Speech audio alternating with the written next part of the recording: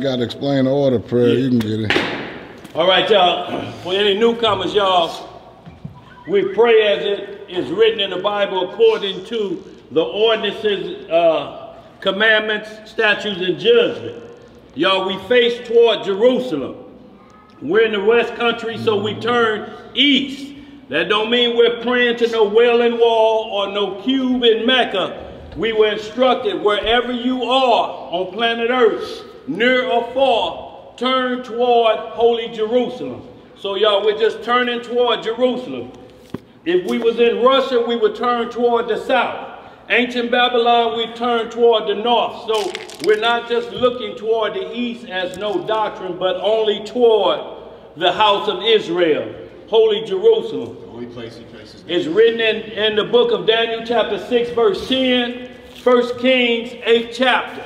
Also, when we are to pray, men are to uncover their head, women are to cover their head when praying or prophesying in the assembly, according to 1 Corinthians 11th chapter. Also, 1 Tim 2 and 8, we are to stretch forth our hands.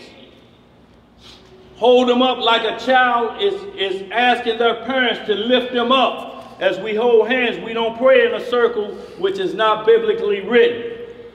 So y'all, we have to have order in everything that we do so that we're in unison. Can two walk together unless they agree? No. Amos 3:3. That's So right. y'all, with that, we're going to get our prayer on Psalm 62.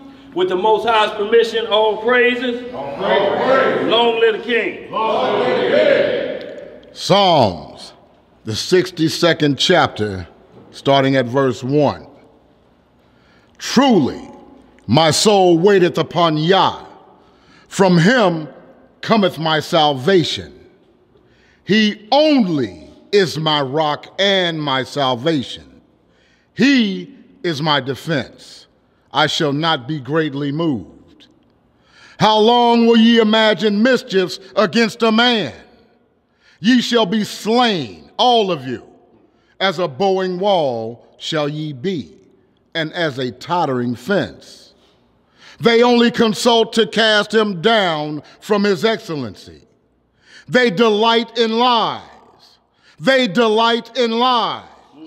They bless with their mouth, but they curse inwardly. Selah. Selah. My soul, wait thou only upon Yah, for my expectation is from him. He only is my rock and my salvation. He is my defense. I shall not be moved. In Yah is my salvation and my glory. The rock of my strength and my refuge is in Yah. Trust in him at all times, ye people. Pour out your heart before him. Yah is a refuge for us. Selah. Selah. Surely men of low degree are vanity, and men of high degree are a lie. To be laid in the balance, they are altogether lighter than vanity.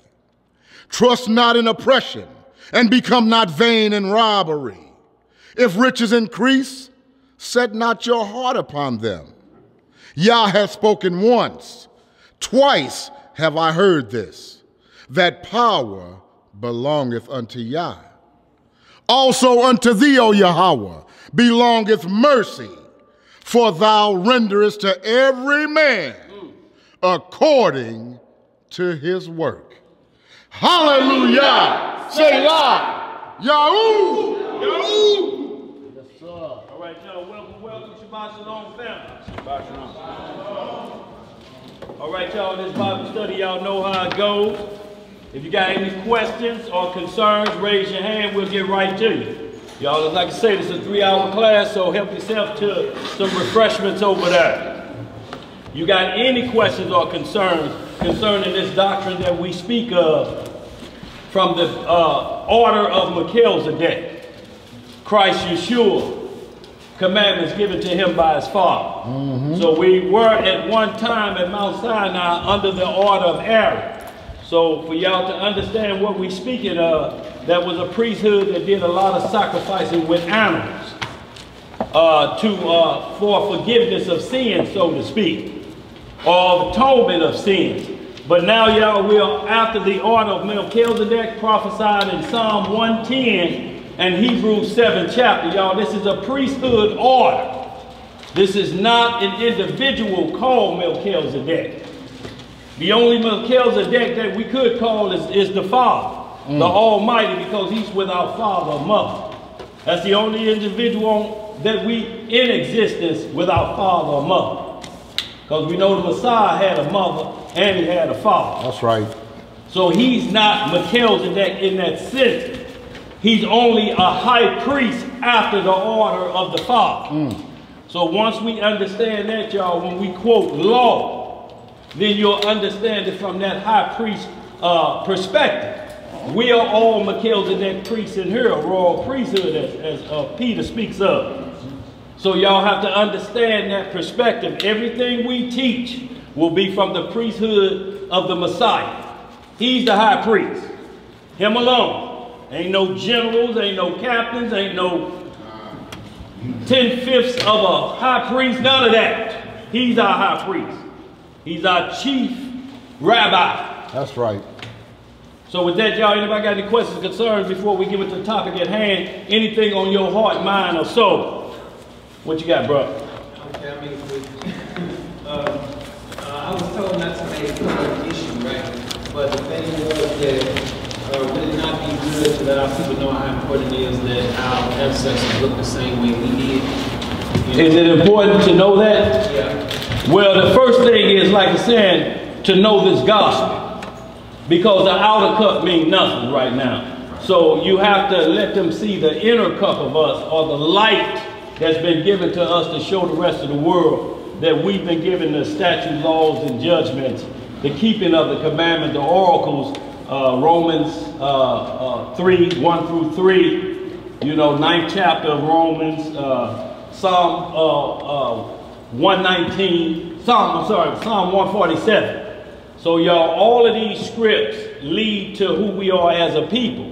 But we first have to show ourselves a light unto the Gentiles, to all the other nations on planet Earth, that we are worthy to carry the torch, so to speak, for the Messiah, representing his name, which was given to him by the Father. So that first you would have to introduce, and then they'll get around to asking you who you are. Because once you let them know you have knowledge of this scripture, they'll eventually ask, so what faith are you? What religion, what denomination? And you at that point tell them, I'm of no denomination, but a follower of the Messiah, who was the follower of his father's law, statutes, and judgment. Then they'll keep asking, but wait a minute, you just sound strange, you know. And then at that point you can give them tribal origin, nationhood at that point.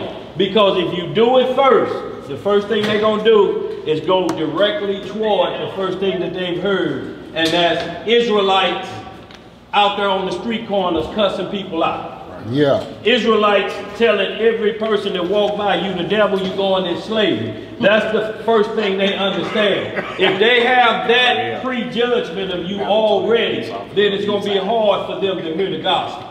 Because they thinking this is the only image they got in their mind. Two Negroes here on earth calling themselves the Messiah at the same time. Right. Benjamin Carter over there in the Demona Desert, and Hulan Mitchell down there in Florida. One was a bus driver out of Chicago, went back home and living in the desert of Demona till he died, and the other one down in Florida. On earth at the same time. Both of them claiming they the Messiah, and neither one of them called out each other. Neither one said, that's imposter over there, that's imposter, but they was in cahoots. You handle them over there, I'll handle them over here. But many shall come in their name, saying that they are Christ, and shall deceive many. That's right. So a few rules, y'all. We got bruh out at the door. We have an hourly rotation that we need to watch that door out there. So bruh, we got communication out there. So we need to rotate out to make sure that brother is relieved. You'll hear the class. We got a high-tech monitoring system out there. Yeah, that you'll hear the class as well, and communication. So y'all, we want to stay abreast that we don't overwork the one brother at the door. Y'all, we one family, y'all. We got to get in where we fit in and make sure everything is uniform.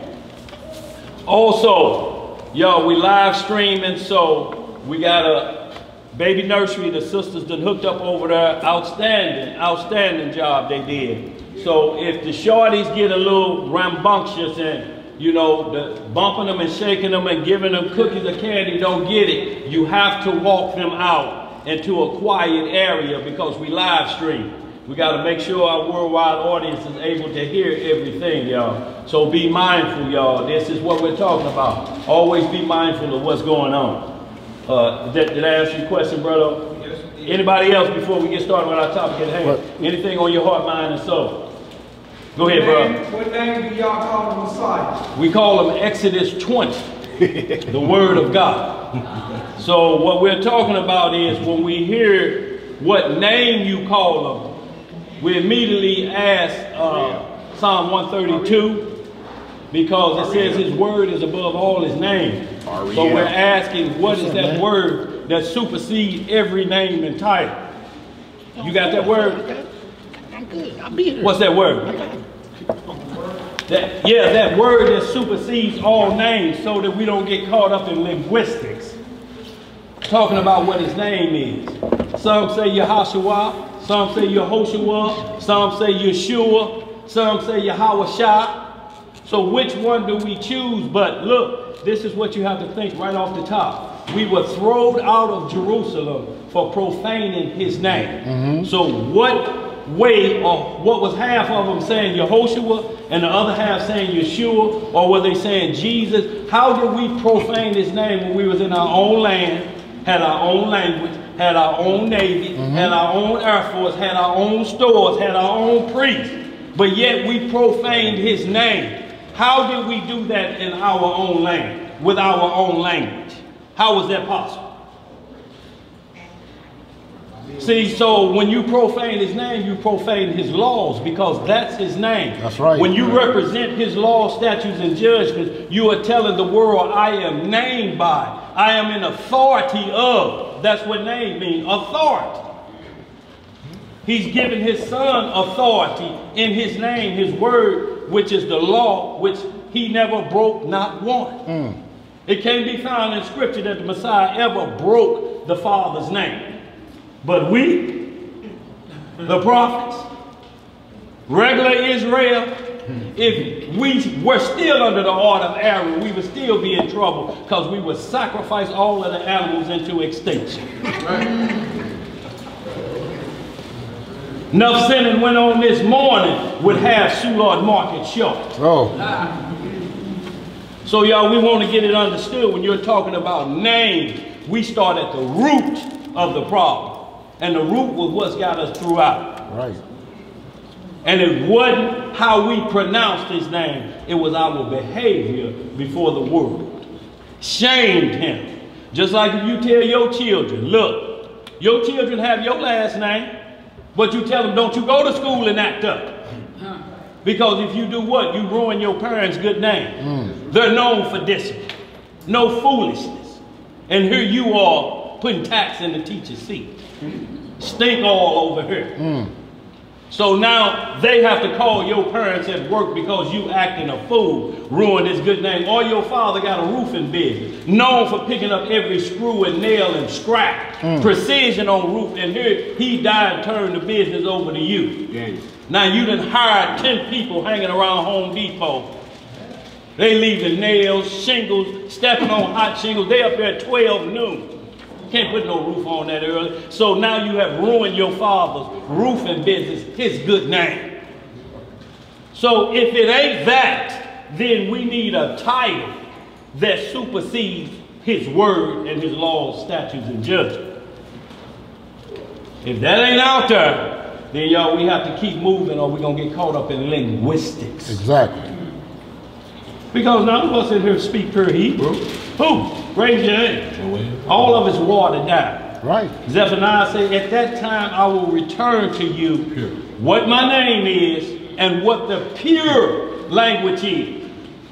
Pure means without defilement, without leaven. Every name we know of the Messiah has got an English dialect in it. It's like 14 karat gold. There's impurities in it to make it a percentage of gold.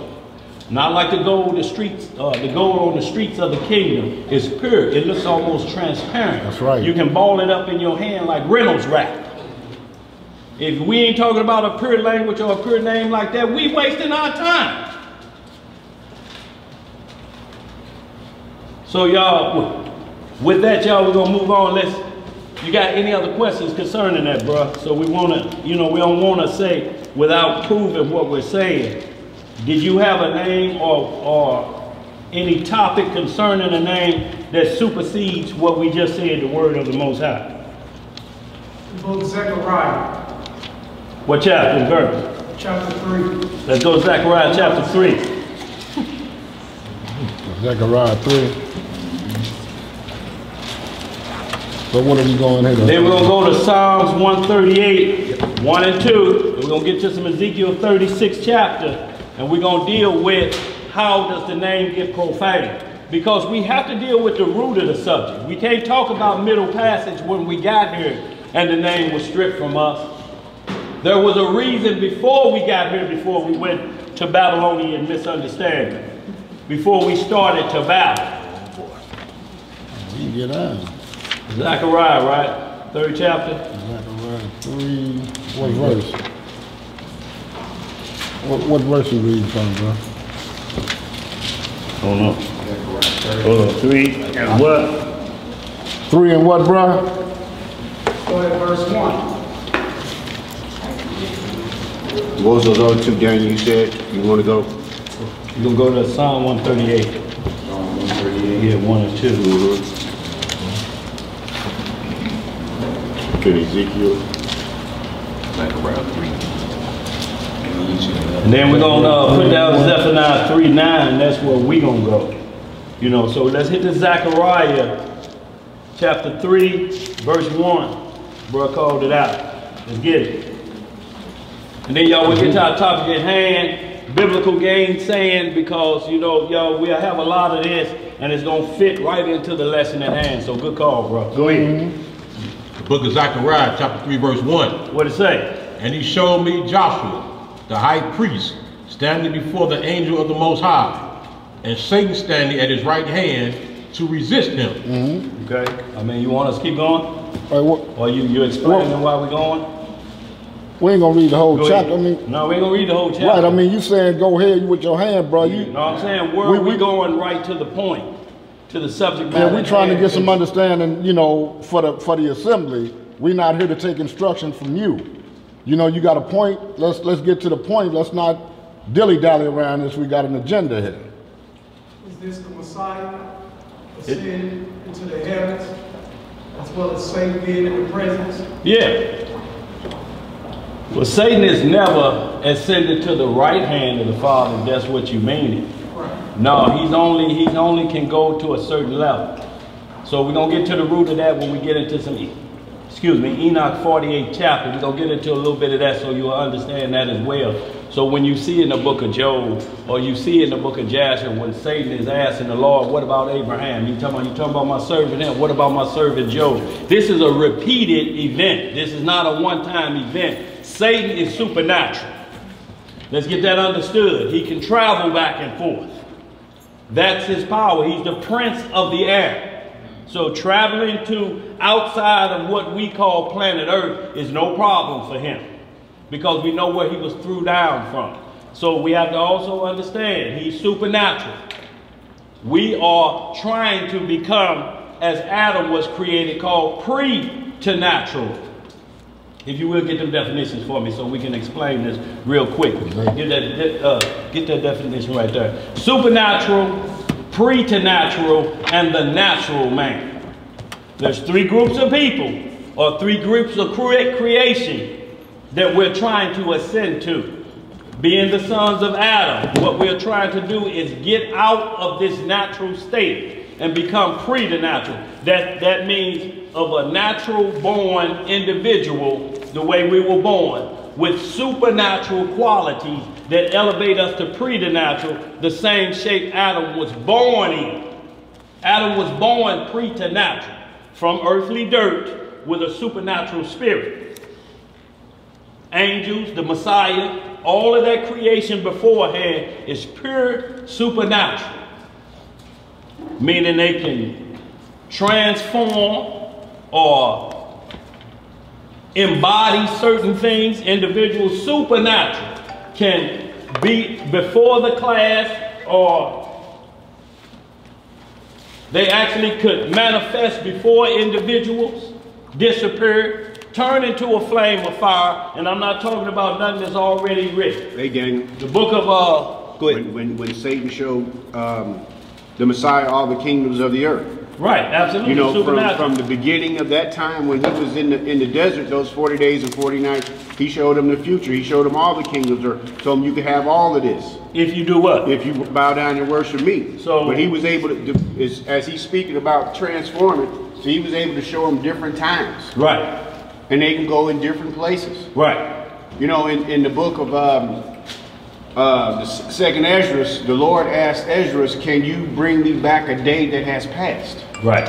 So this is the thinking, that these things exist, and these things, they can do these things. We can't do them, but they can. See, and what he's speaking of is Matthew 4:4, when Satan had that conversation with the Messiah. But what we want you to understand is the difference in those two individuals. That was a contest between both supernatural individuals. Messiah had been fasting for 40 days and 40 nights. He hadn't ate or drank when this supernatural encounter took place. So we want to get it understood. When you are dealing with our adversary, you are dealing with a supernatural individual that you cannot think carnally that you're going to defeat this. Ain't no 9mm going to deal with supernatural. We got a question. Ain't no cuss words going to deal with supernatural. It's supernatural. It's beyond this. It'll be right there standing in front of you, and then it'll disappear and have you doing like this. And then touch you on your shoulder, and you look around and it's gone. If you ain't straight up here and sober up here, you will run in the middle of traffic and get killed. Because we're dealing with the invisible that will manifest itself at a drop of a dime. But we ain't going to belabor that. We want to get right to the point. Let's finish back up to Zechariah 3. I don't want to lose this point. Well, yeah, look.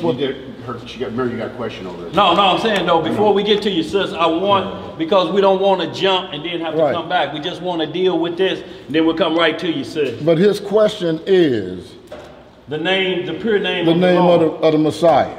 Yeah, we went and he said go to Zechariah 3. So, or is it just 3 and 1? You were just asking, is that the Lord and the Messiah up there with the Father, and Satan is up there talking noise too? Yes. So absolutely. Is the question just what do we call him? Because, you know, Yeshua, Yahweh, what's the question? Right, I'm just saying, so how does that apply to a name because those 3 are there? Are you saying it because the word Joshua is used, or? Right. Okay, well, all that's saying is the high priest standing before him, and he showed me Joshua, the high priest, standing. You know, Joshua, the high priest, standing before the angel of the Lord. The question is, who is the angel of the Lord? We get that in Joshua 5th chapter, that Joshua met the angel of the Lord and bowed to him.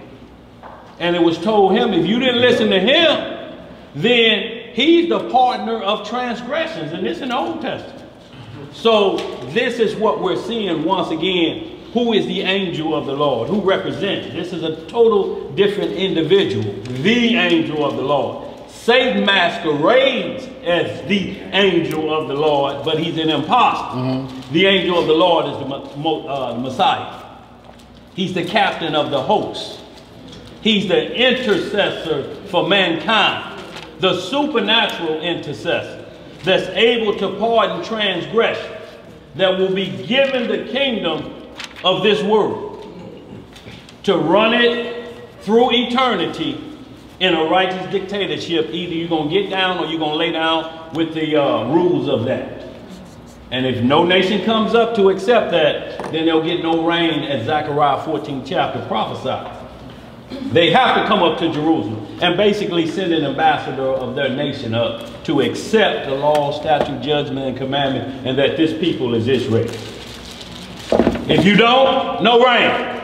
No rain, no what? No crops. No crops. No crops, no what? No life. Period. Bottom line. No teeth chewing. No nothing. No rain, no Kool-Aid. What else you gonna make it with?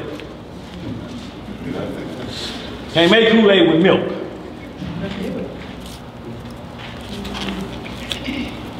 So, bro, with that, let's get right to Psalm 138 chapter. 138, 1 and 2. Yeah, 1 and 2. So, y'all, we want to get here just to so that we understand names, so we don't get caught up, because you're going to end up in a stalemate.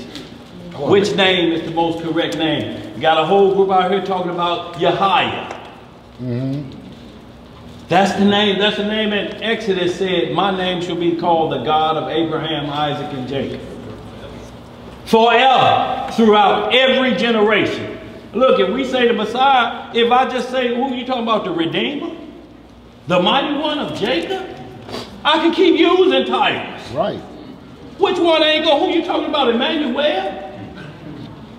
The Bishop of Souls. The Bishop of Souls, the rock of our salvation. Where does that stop? Those are titles. SHALOM. But the word of the Most High stands the test of time. That's our covenant. That's our marriage certificate in Exodus 20. Because we married to him, ain't we? So in the Jeremiah 3:14, he said, I'm married to y'all. Where did that marriage take place?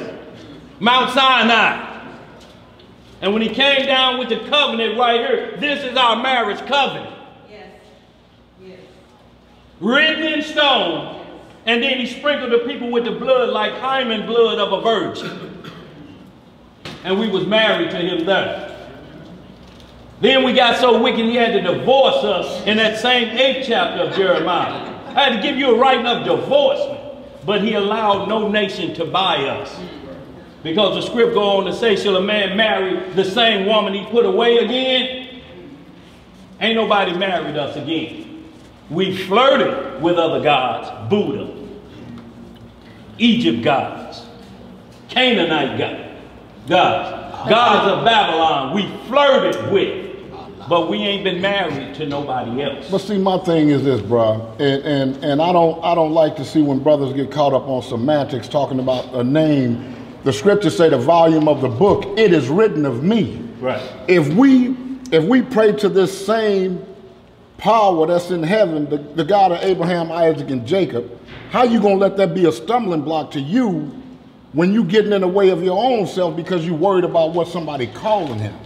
Well, and not to cut you off, bro, but this is what we're saying. He may not understand what we're talking about. From the order of Melchizedek, the order of Aaron, and these doctrines of the modern day Pharisees get you stuck on a name. Or we read not the same book. Right. So look, the Sunday church worship are stuck on the name of Jesus.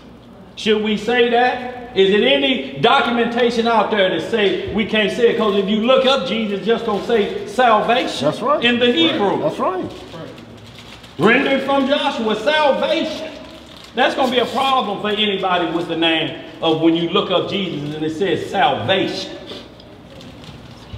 So either he is or he's the son of Zeus. Now produce that paperwork. That's what I'm saying. For us to see. If you ain't got it, it ain't there. Zeus was the son of Thor. Or vice versa. But the Messiah, Yeshua, pronounced in the English tongue as Jesus Christ, the Savior Of the world. No, we don't have a problem with that either. Because it's just a title. Right. When John the Baptist asked, are you him? What did he tell him? Y'all go tell John what I do. The blind see. The lame walk. The sick are what? Healed. Demons told what? Get going. Then let him tell you what my name is. Because all he gonna say is the promised Messiah. The Lamb of Yah. That's who it is. But those are titles. If we discussing this word and I say, who you talking about, the Lamb of Yah? What you gonna say? No, you gotta say Yahweh Shai. Right. I mean, it causes division and separation, and it shouldn't be there. Absolutely, but like you're saying, we get to the point that where we get beside the law because both sides of Hebrew Christianity, which is these alphabet camps, modern day Pharisees and Sadducees that create their own high priests. And one group don't believe in the supernatural. They're Sadducees, so they don't believe in angels. Those groups are among us to this day. Right. So you don't look at this Bible like a smooth reed and put it on the shelf. This is so you see actually what our people were seeing 2,000 years ago, the same individuals. These are just the sons of those Pharisees. Exactly. Exactly. Who promote different names to throw you off base and give themselves fancy titles and broaden their phylactery. And on the Sunday side of worship, they do the same exact thing. If you don't say Jesus, you can't be saved. Well, how do you say it and say the commandments are done away with? Right. So what Jesus are you talking about? Because everywhere in here, all through John, 1 John, 2 John, keep the commandments and do what? Live. How shall I enter into everlasting life? The man asked, what did he tell him? Keep the commandments and live. So how you got a doctrine? We don't know what Jesus you talking about. That one say you don't have to keep commandments. We talking about the one that say you do. That's right.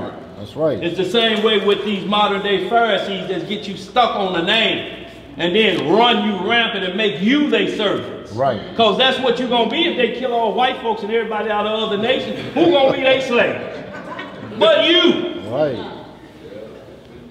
So y'all, Psalm 138. 138. Verse 1 and 2. 138.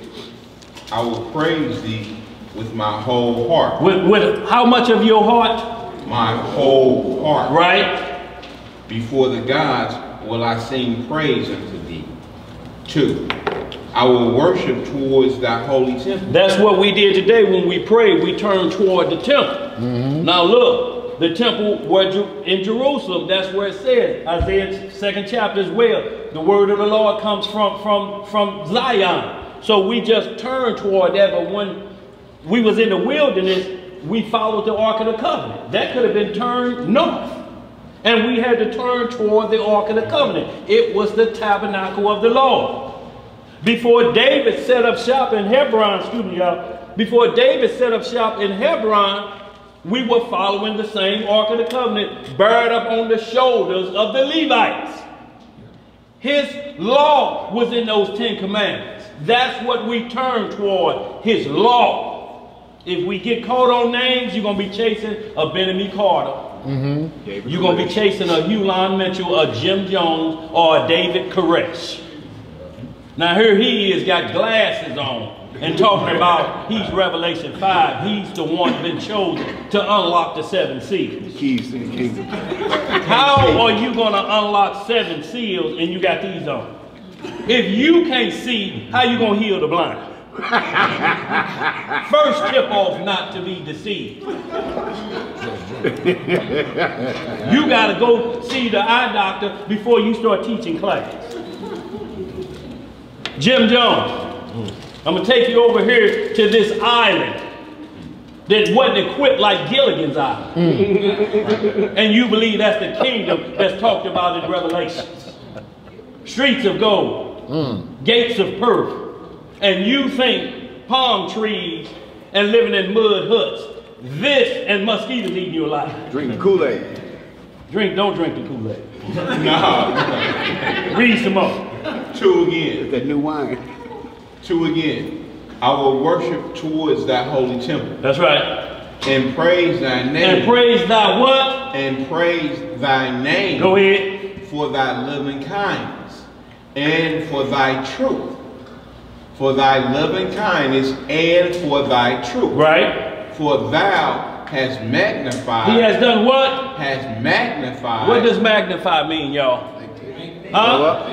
To make bigger and larger and what? And clearer. Go ahead. And magnify, thou hast magnified thy word above all thy names. See, we have to have an answer for that. It's been magnified above all thy names. All of the titles that the Messiah would be called, those were titles. Mighty Counselor, the Everlasting Father, Shalom, all of these, the word of the Most High stand above all of those, because those titles have to represent the law. They can't void the law. No title is bigger than the law. Any man calling himself reverend, that's bigger than the law, because Psalm 111, 9 and 10 call no man reverend. Right. Holy and reverend is the Most High's name. That's right. Matthew 23:8 call no man Holy Father. Because none is your father. Don't go in the closet with the Pope. May not be good. Turn a lot of altar boys to altered boys.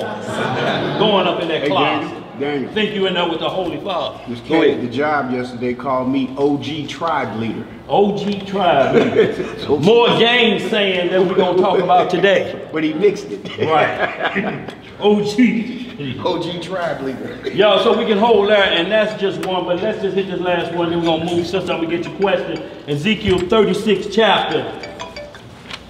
Ezekiel 36 chapter, y'all, just want to get this understanding, y'all, so we know why we got through out of Jerusalem. That we didn't get through out, maybe 16, well, y'all, 36, let me look at 16. Profane thy holy name. 32. Y'all go 36, let me see if it's 36. Maybe 16. Verse 23? 23? Where that's at? 21. Chapter 36, starting verse 16? 36, 16, yeah. Yeah, that sometimes ain't kicked in already yet. 36, 16. Let's get it. Moreover, the word of the Lord came unto... Hold on, I hear pages flip. Y'all, we have to, if pages is flipping, we have to have you caught up with us so that you can teach this. If you can't teach what it's saying, you're going to be saying to the brothers down there. And that's going to be a problem with anybody that's trying to get some understanding if you say them brothers down there. Go ahead. 16. 36 and 16. Moreover, the word of the Lord came unto me, saying, Son of man, when the house of Israel dwelt in their own land. Where we dwell? Read louder, go ahead, brother. Yeah. When they dwelt in their own land, they defiled it. What they do? They defiled it by their own way and by their doings. Their way was before me as the uncleanness of a removed woman. So y'all understand this, what we were in our own land. As the uncleanness of a removed woman, meaning that time of the month. Right. That's how all our actions were. Now, if that make you frown up, it's supposed to. Because it needs to compare our ways to something that you look at as ungodly. That's right. Go ahead. Wherefore, 18. Wherefore, I poured out my fury upon them for the blood that they had shed upon my land. What we do? Shed blood upon his land. This black on black crime. This Israelites killing Israelites in the land. What you killing me in the name of Yehoshua? Yehoshua, I strike you down in the land. Oh no. Yeshua, Oh. Jesus. Don't do it, Daniel. No, we know they wasn't killing about that. Go ahead, bro. And for the blood that they had shed upon the land. Right. And for their idols. And for their idols. Right. Wherewith they had polluted. So how did we pollute the Lord's name? With idols. Right. Cross. So if we're calling, we weren't calling the name of the Father the many different variations, we were calling on other gods. That's right. In the land. Calling on Buddha, calling on this. Y'all, now if we done that at home, and we breaking the back and jaws of them here, hell, you calling on that false god, same thing we did at home. That's the question I had. Oh, you talking about the same thing we did at home. And what we see this is law breaking. Now, if we're law breaking, then prove the name that we say God is is an idol. And we say his name is Exodus chapter 20. The commandments. The word of God. That's his name. It's called the Word. This is the Word of God. The Holy Bible. If it ain't, and you feel it's got tamperings in it, just scratch holy off of it. Holy means sanctified, set apart. That's right. If this has been tampered with, scratch holy off of it. Be fair about it. Because it can't be holy at that point. It cannot be set apart at that point if it's blemished.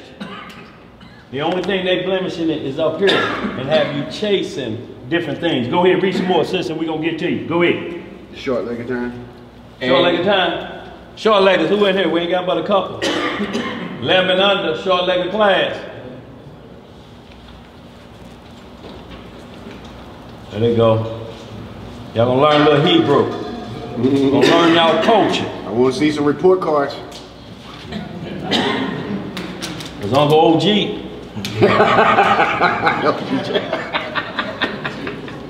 Take that down. Ezekiel 36 and 19. Take it down 22. Take it down to 22? Yes. Ezekiel 36 and 19. And I scattered them among the heathen. Right. And they were dispersed through the country. Right. According to their way, according to their way, and according to their doings, I judged them. Now Jeremiah 17 say Judah was sent wholly in captivity. All of Judah, all y'all get out there because we saw what treacherous the 10 tribes were doing. They say Judah did worse. Yeah. Right. They out the land and you see why they got run, and then you do even worse than them. And he judged us by our doings. So we have to understand why certain tribes or what certain tribes are. Why certain tribes get their neck, like Genesis 49 talked about. Judah, the majority of Judah on the four corners, neck gonna be in the hands of their enemies. Go ahead, read some more. 36 and 20. And when they entered unto the heathen, whither they went, they profaned. Go ahead. 20. And when they entered unto the heathen, whither they went, they profaned my holy name. Right. When they said to them, these are the people of the Lord, and are going forth out of his land. Like every nation look at us today, you got to be kidding. I know these ain't the people of God. These niggas, these niggas crazy. These are the people of God. And they right, these niggas crazy. These ones with their pants down to the back of their kneecaps.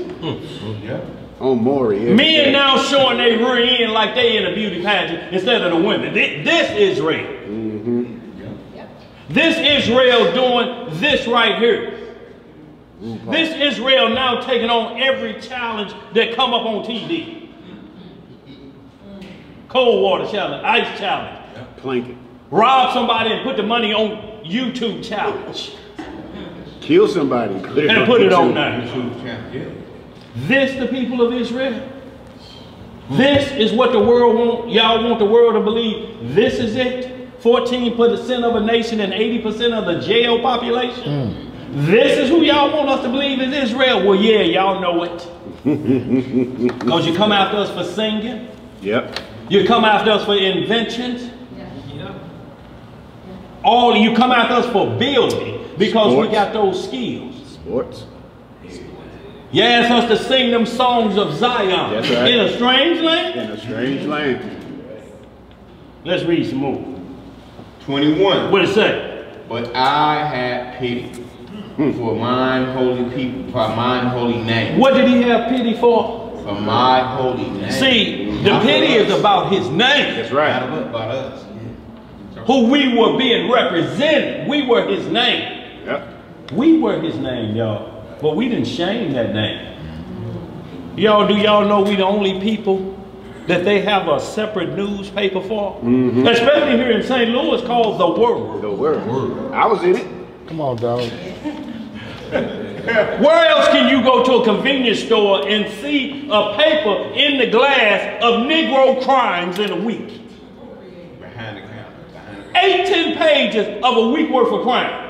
They make it so bad when they have it posted up on the thing, you get a crowd of people standing around and the line don't move because you just sitting there reading all the news of what's going on. The world paper. Have y'all seen a Chinese paper?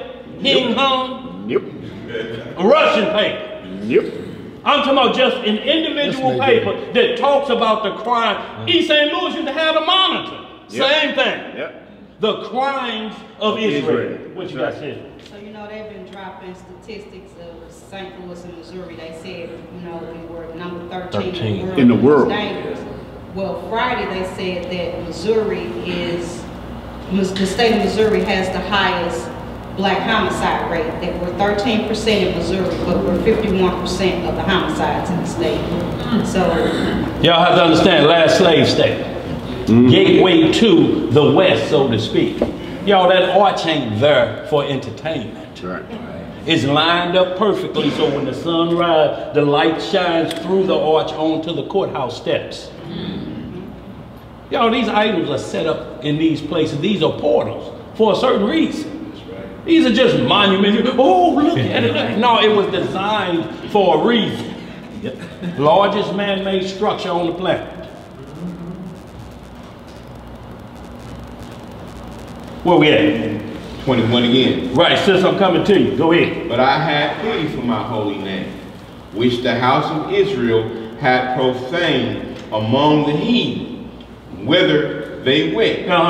22. Therefore, say unto the house of Israel, thus saith the Lord God, I do not this for your sakes, O house of Israel, but for mine holy name's sake, which you have profaned among the heathen wherever you went. Right.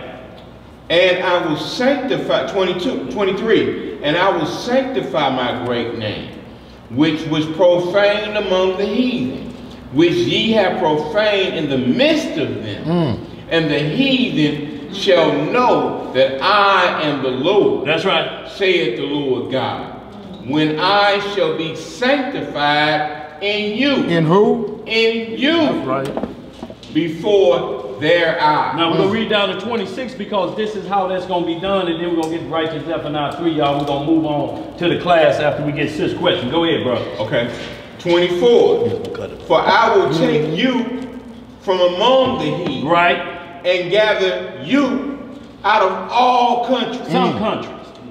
All countries. Just a few countries. All countries. Go ahead. And will bring you into your own land. Right. Then I will sprinkle clean water upon you. Right. And ye shall be clean from all your filthiness. You shall be clean from all your filthiness and from all your idols. And I will cleanse you. Right. A new heart. A new what? A new heart. Also I will give you, and a new spirit will I put within you. And I will take you away. I will take away. I will take away the stony heart out of your flesh. And I will give you a heart of flesh. Read that verse 27. 27. I will put my spirit within you and cause you to walk in my statutes, and ye shall keep my judgments and do them. Right. And ye, 28, and ye shall dwell in the land that I give to your fathers, and ye shall be my people, and I will be your God. So we can hold that now. So we're seeing what got us drove out the land. Let's just hit that Zephaniah 3:8. Y'all, we're going to go and get to our subject matter at hand because it's going to cover a lot of this, sister. Now we get your question as soon as we hit the Zephaniah because we want to get clear on the name. You got the 3:8. Y'all, we just want to be clear on what's prophesied to come. In this flesh, y'all, that we've reduced ourselves back to natural, and I still want that supernatural, not preternatural, and natural, so you understand. Y'all, we got to try to get to preternatural. You got to try to walk in the spirit of the law, not in the letter of the law, because all the letter of the law does is kill it. The letter of the law is Leviticus 18. It start off, don't be like these other nations. If you do, I'm going to put you down. If you do this, I'm going to slay you. I'm going to take away your whole house. If you do this, it start off with the letter killing. But the spirit of the law, when you understand the law, don't commit adultery, don't steal, don't kill, don't covet thy neighbor's possession. When you know that and you start to walk in the spirit of the law, if you see a wallet right there and it's black and 300 sticking out of it, and you left the house and yours brown with receipts in it that you're going to take something back to get a little change, that ain't your wallet. You know that before you even reach for it. You think them 300s just done showed up like Christians talk about? They looked in the mail and there was a gift in there. And I seen some money in there from the bank of nowhere. What bank it come from? Where you gonna cash that money at? So in like manner, y'all, we can't play games with this. Hey, Daniel, don't make fool that 7 yourself. and 9. Where we at? That Zephaniah, make that 7 and 9. 7 Okay, to 9. we'll get it. We'll Okay, get it. go ahead, bro. I'm gonna run back first though to that Ezekiel. Y'all ain't got to turn back to it on that Ezekiel 36 and 23, where it says, "And I will sanctify my great name," which means that they knew his great name, That's but right. which was profaned among the heathens. You knew the name, and then you start clowning in front of company with the name. At home. Right. At home. Which ye have profaned in the midst of them people. And the heathen shall know that I am the Most High, saith the Most High Yah, when I shall be sanctified in you. When you get your act together, then we'll be going to the Zephaniah, and he'll tell you he's going to restore a pure language. Right. But then it says, when I shall be sanctified in you, when you get your act together, before their eyes. Right. So you know how to act in front of company. That's right. So now we're going to go to that Zephaniah. Boy, that's the same thing, how to act in front of company. Right, they clowning. You already knew the name, but then you profaned it. You knew what to do and didn't do it. Yeah. So now you want to come back on this? What's the name? No, the whole book, man, do this. This is what it is. But he tells you, we're going to go Zephaniah chapter 3, starting at 7. Go ahead, bro. And it reads, I said, surely thou wilt fear me. Thou wilt receive instruction. So their dwelling should not be cut off. However, I punished them. But they rose early and corrupted all their doing. Therefore, wait ye upon me, saith the Most High, until the day that I rise up to the prey. For my determination is to gather the nations, that I may assemble the kingdoms, to pour upon them mine indignation, even all my fierce anger. For all the earth shall be devoured with the fire of my jealousy. For then will I turn to the people a pure language. What kind of language? A pure language. We can argue Paleo Hebrew, we can argue Shiddish, Yiddish.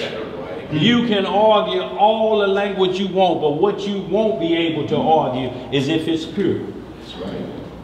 See, we got Hebrews arguing even the language of it. Right. You got one of them ABC camps hollering Laodicea, I forget the name of it, some other form of Hebrew, saying it's the most pure. But you know what? Ain't no documents of it here on earth. If it is, it's in the Vatican. You Negroes ain't got one. So how you gonna teach from it and it ain't out here? You just talking about it. Boy admitted on TV, Mal told him, look man, y'all ain't even got the book. Ain't nobody got that book. Yeah, but we got faith.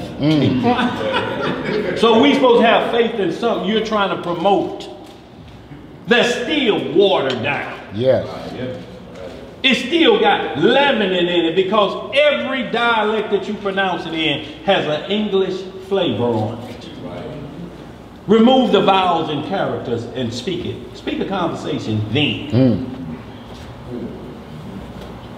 Go ahead, where we at? Verse 9 again. What it say? For then will I turn to the people a pure language, that they may all call upon the name of the Most High, to serve him with one consent. To do what? To serve him with one consent. See, y'all, everybody has to know the name.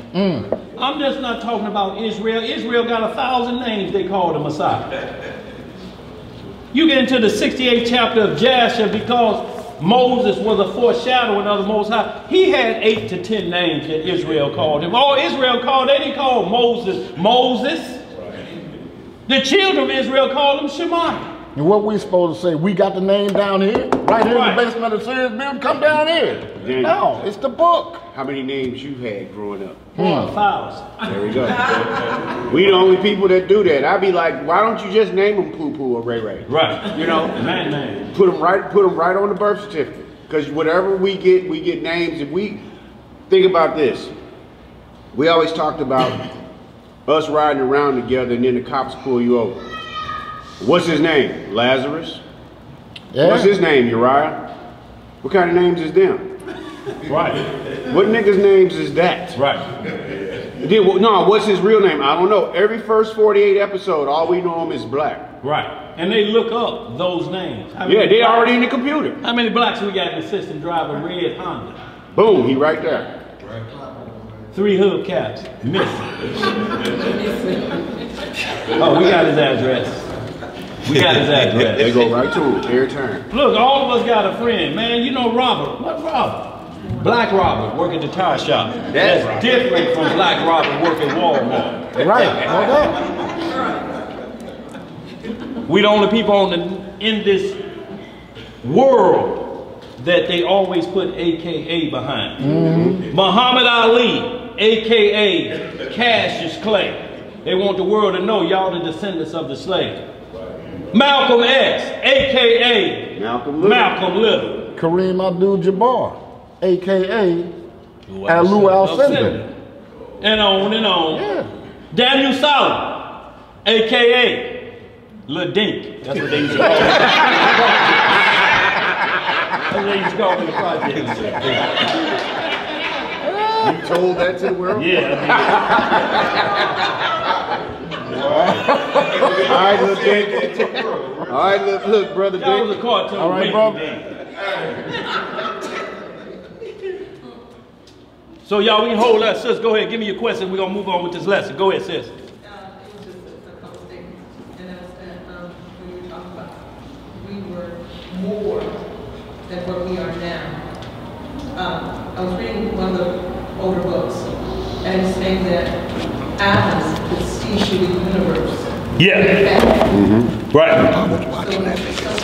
I was watching that video from the vision we actually vision, that's the vision of what we used to be able to see the universe in that.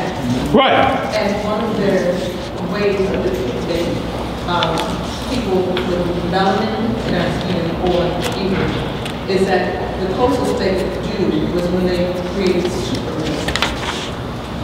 And they said, this is a Superman, but what they did not tell you that Superman, the idea came from a melanated person, which is what we used to be like, be able to leap over, Right. because of the strength in Judah. our bodies. Judah. To be able to bend steel because of the strength, and that gives you an idea of how people, melanated men can run so hard, or Naphtali. we can run fast. Cross the stalks of Right. corn and not bend. But what we don't want to get caught up in is because when we say melanated, does that include all the dark nations? Does that include the Hamites? See, so we have to make a distinction when we say dark melanin. It's only attributed to one people, Deuteronomy 7 and 6.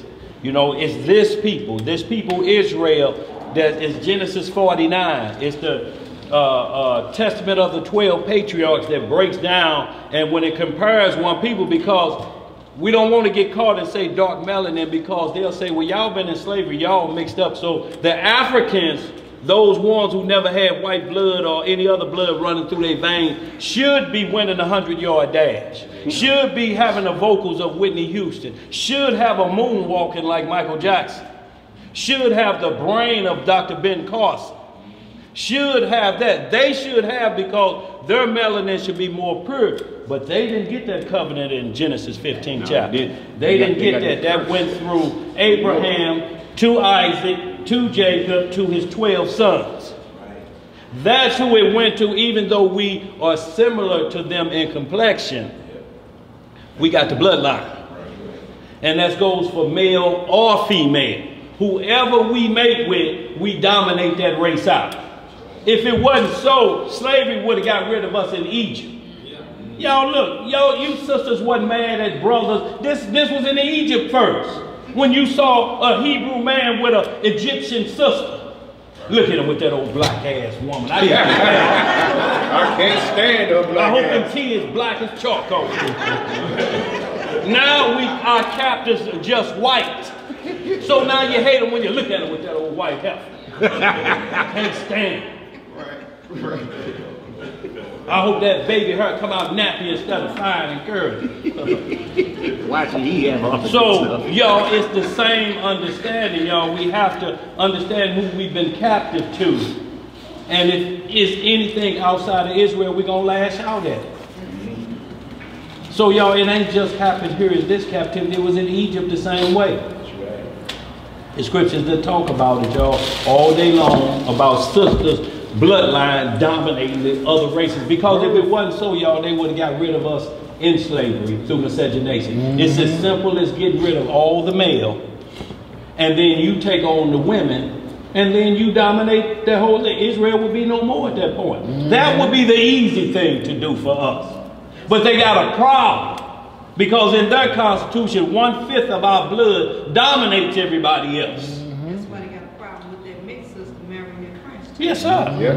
They got a problem with that. Her Negro side. Marrying the prince? Nigga blood. In the palace? Did I answer your question, sister? But I'm with you on that point. The only thing we have to do is separate it so we separate ourselves from the other dark nations. Like in that Zonda, when it talks about Ham, the father of all the dark nations. But not the Negroes, but the Egyptians, the Canaanites, the Libyans, but not the Negroes. They're a different set of dark-skinned people. Go ahead, y'all. We got to move on. Go ahead, bro. What you got? I'm saying now that when Africans know that you know you're different from them, they get a little peeved now. That you can point them out and know the difference and explain who you are. If once upon a time they make a fool out of you, didn't know your history. Right. But now when you let them know that we ain't, because I had that happen to me. Or one lady tried to say at my job, said, "Oh, y'all the same." And I said, "No, we ain't the same." That's right. She a Hamite, not some Hebrew. Uh-oh. And you know, you should have seen the look on the Hamite's face. Because the white girl asked her, "Is that true?" You know what she said? Yes, she know it's true. That's true. They know it. They'll tell you they're different from them. Y'all different from them. Look, y'all, we always been at war with giants. Look, every other dark race, and I'm going to say this, I'll move on, about sports. When they named Akeem Olajuwon, that great Nigerian, they tell where he come from. Have they ever heard any nation over there in Africa, one of them 300 countries or so, where we come from? Christian Okoye, the Nigerian nightmare. When they gonna say Jordan, the Judite king? No, Chicagoland. They're not going to do it, y'all, so they set us apart from the other nations. Y'all, so we have to understand the difference in this, y'all. So when we shed that light, we got to make sure we're not profaning his name. And that ain't the first thing to come out the gate. We Israel, we Israel. They're like, there they go. That's them curses of old women and children. Whether we like it or not. Whether we like it or not. Whether we like it or not, we set apart. Whether we gonna be for the positive, for Christ, or for the negative. That's right. But we set apart. You can't deny that, period. That's right. Y'all, we're gonna get on with this lesson, y'all, because we gotta catch up a little bit. Who got questions? You got a question? Go ahead, sir. Go ahead, D. Sorry about that. Well, I got a couple of things. One thing, last night, I think the last on the news they called them the dudes. And that flew right over everybody's head. They just sitting there. They called William. Yeah, Prince Charles, because his mama say she gonna let him take over after she died. Yeah, finally. They called them the dudes. And they, you know, they Dukes and T-Mons. Right, they don't even know nothing about it in the Bible. Another thing they said, they labeled 1, 2, 3, supernatural, preternatural, and yeah, all three. Yeah, I heard that too yesterday. And they gonna have somebody standing by if they, you know, how they little episode. And I'm like, man, I ain't giving them people to look at them, and we working every day and can't even afford it, show, you know. But they making drug houses of people who own drugs. Yeah. Right, well, it's an epidemic for another group of people now. Right. They're like, how did y'all get through the crack epidemic? Right. It's still standing. Put it out there. All right, see, but it's just boomeranging on them now. The whitest place in America, Huntsville, Virginia. Over 30 to 40 overdoses every day. It's the capital of overdosing on opioids. 99.5% white. It's an epidemic now, though, y'all, but when it was on us, it's just crazy Negroes. Niggas' light went out. Resisted arrest. They done turned the light of the Lord into a big light on a street corner, in a dope house, in a trap house. Y'all said something, I wanted to do something here. And let me say this, while I'm gonna come back to that name too, but this is natural, y'all. Natural. Present in or produced by nature. Not artificial or man-made. That's natural. That's from the earth. That's what Adam was taken from. Preternatural. P-R-E-T-E-R. Natural. Out of or beyond the normal course of nature. Differing from the natural. Abnormal, exceptional. That's preternatural. That's when the spirit come on us and we do supernatural things. Like when you see a man run 110 yards in less than 9 seconds, you know something is phenomenal about that. When you see a man fly from the free throw line and put it down. Now, in the 12 Testament of the 12 patriarchs, it talks about Judah, and Judah used to raise deer and horses in so many furlongs and would outrun. He would race a hind backwards. Now, the only people that they ever showed here racing horses is Ben Johnson, Michael Johnson, Chad Johnson. Some about them Johnson boys can keep up with horses. Say not Johnson and Johnson. Right. So y'all, they got the records and they look at the Olympics and they say this Judah. When you see a Floyd Mayweather and they put him in there with somebody else supposed to be the knockout king.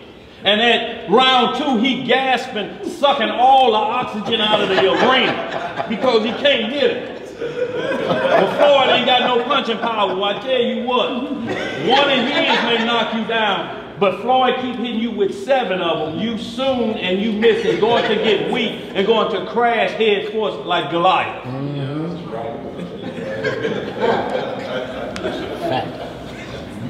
If Elvis dreamed, he could wiggle hips like any of them. She'd be in a wheelchair, just thinking about it. That was preternatural. Supernatural. Of or pertaining to existence outside the natural world. Not attributable to natural forces. Attributed to the immediate exercise of divine power, miraculous. Of or pertaining to the miraculous. That's why the Messiah was able to do the miracles he was doing, because he was supernatural in the beginning. He lowered himself to preternatural. The Father did. But he was still doing supernatural things, walking on water, calming storms, storing water to wine. The blind seeing, the lame walking. Get up, man. Time to go home. Take your bed up and go home. Fish in the loaves. fish in the loaves. Y'all, and this was the example to show the world who we are. And when they see us, but Deuteronomy 28 said we'll be a proverb, a byword, astonishment. Mm-hmm. When they see you running with a stolen TV, look at that nigga. When they see you running a 100-yard dash or breaking through an open field tackle and you go, look at that nigga. Hey, I know my betting on the line, they the winners. They cheering you on. Woo! You can jump in the stands with it, but run a red light after leaving the stadium and see what happens. Woo! Chad Johnson pulled over. Couldn't outrun them 357 slugs. Then they'd like be like, he outran the horse. Then they'd be like, look at that nigga. Yeah, absolutely. Driving past. Won me a little money today, but look at it. Y'all see what they doing to Tiger Woods now? Huh? Y'all see what they did to OJ? OJ could have just kept his mouth closed, moved to Ireland, and been the king of white women. But no. Let's get it, y'all.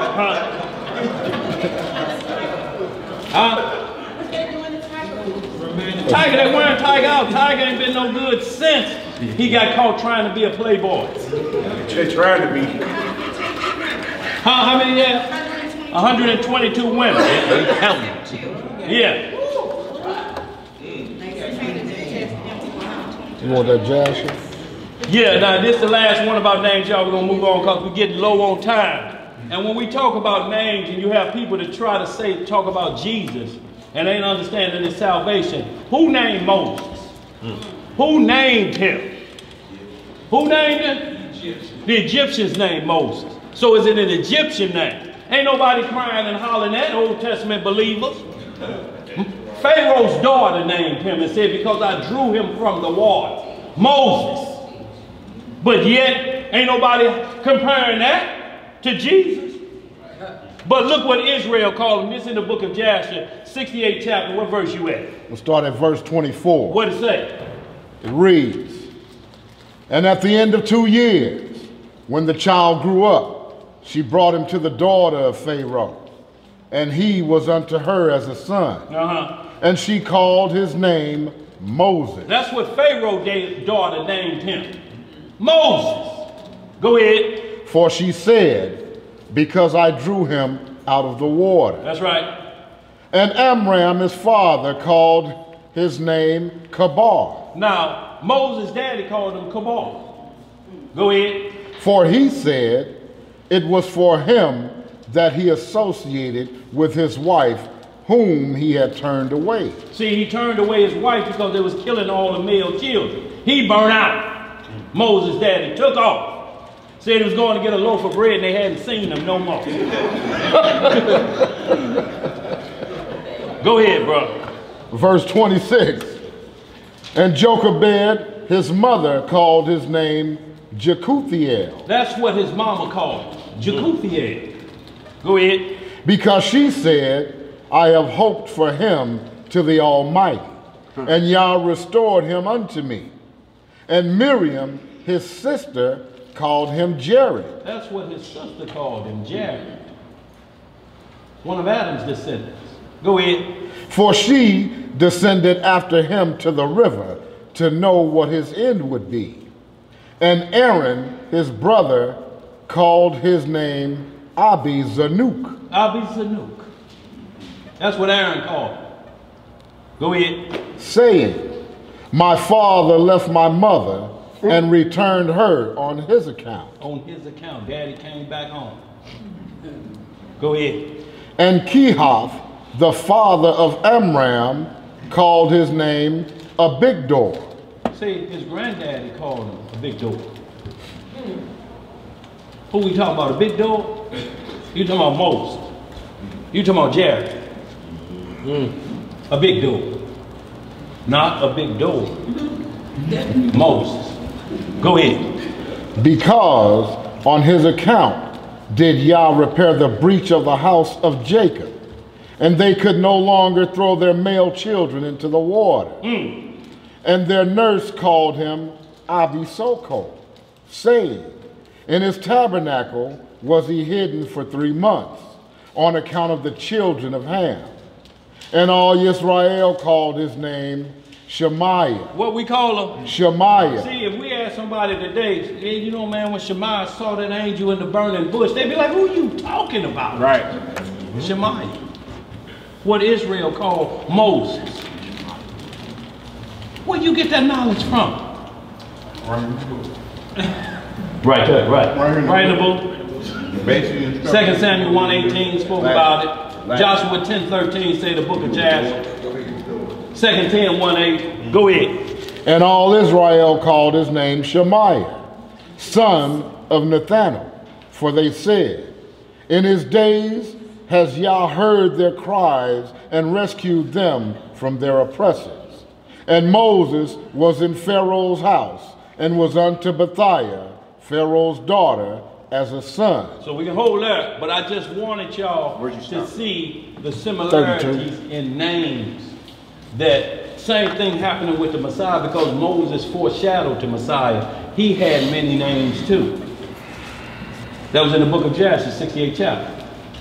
So y'all, we want to be complete soundly about the name of the Most High when you're talking about his name versus his titles. His name is the word of God. That's right. The representation of the law, the walking law in the flesh. Never broke nary a one. That would be the problem. Not trying to prove his name ain't Jesus. Just prove a law he broke. And the fight is over. Just show right there. See right here, he broke this law. This is transgression.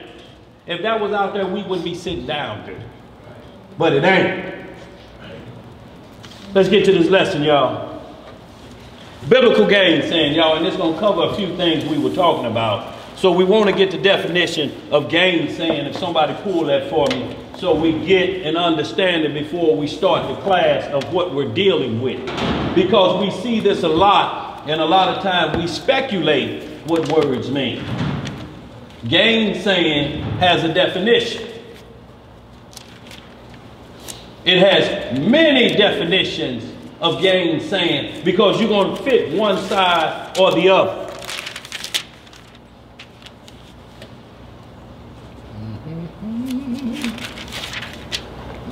Y'all heard the term a lot, haven't you? No gainsaying. What y'all think that means? No lying telling. See, he said no lying telling, but gainsay. But we see gainsaying. Gainsay. To declare false, to deny, to be contrary, or oppose, or contradict. So y'all, we have to be prepared for all of those who deny this word, oppose it, or say it contradicts itself. So y'all, we got two examples dealing with David that most I guess they call them apologetics or gainsayers, who say that the Bible contradicts itself, and they go to these scriptures, y'all, but we got rules according to the Bible. Just like we had rules when we started praying. Just how we had rules when we say you can ask any question you want, just raise your hand first. What are the rules of asking a question, y'all? Raise your hand first. That ain't hard, is it? And we're going to come right to you because we can't let you go home with that thought on your mind and say, well, I didn't want to say nothing, y'all, because I didn't want to interrupt the class. Interrupt the class. Yes. Because the death angel could visit you tonight. Right. Israel out of control is getting warm, and they stealing cars. It's time to put the pedal to the metal. The light green, and they a quarter mile away. And if your head ain't on swivel, when you move across these major intersections, you better start practicing it now. Even if you got to count 1001, 1002, 1003, and then take off from the light. Yeah, you may get a few horns blowing at you. Get on going. But if you don't, they are going to be flying through there with no cause for life.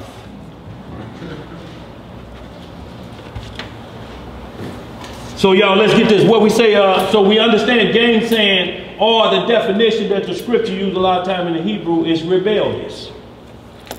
Because you're rebellious if you deny that Yeshua is the Son of the Most High.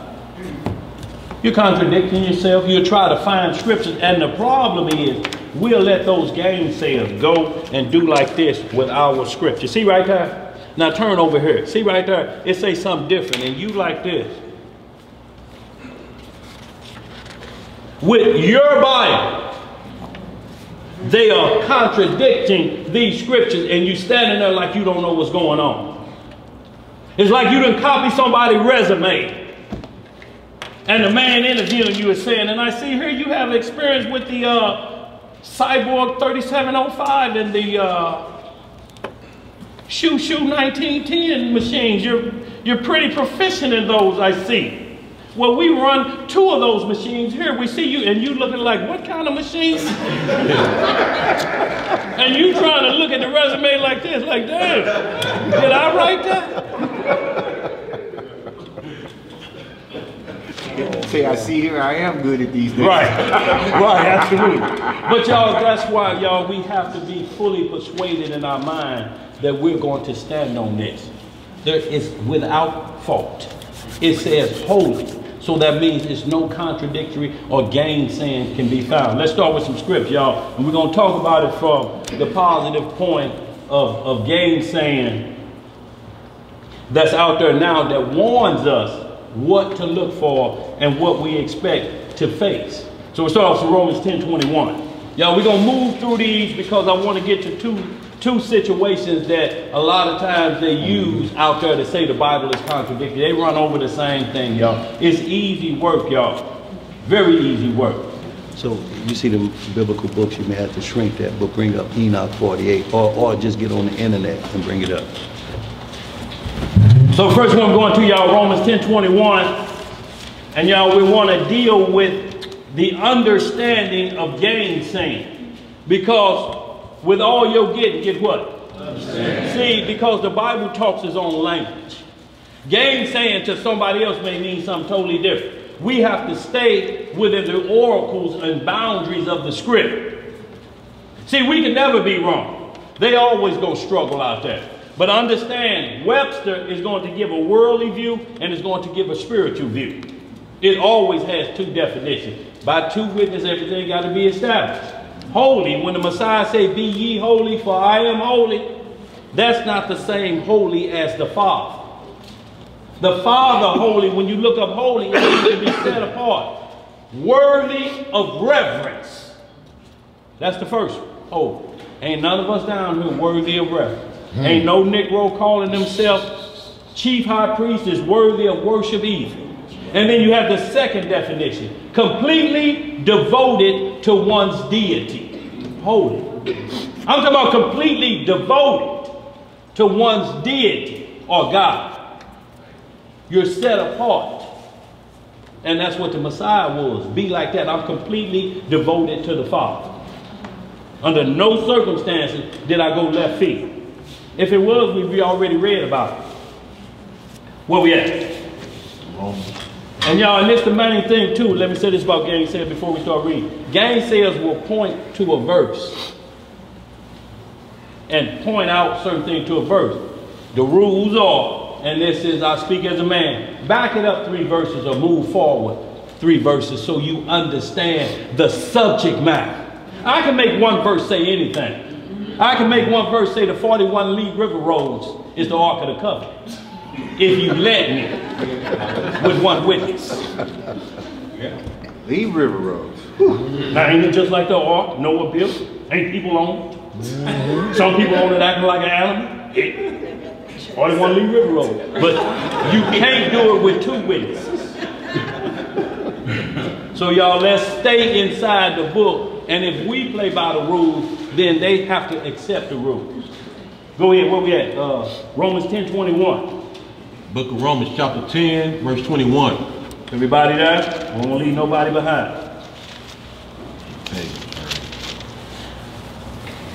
Y'all, we just gonna hit a couple quick hitters. Daniel, where you want to go in Enoch so I can start trying to get close to it?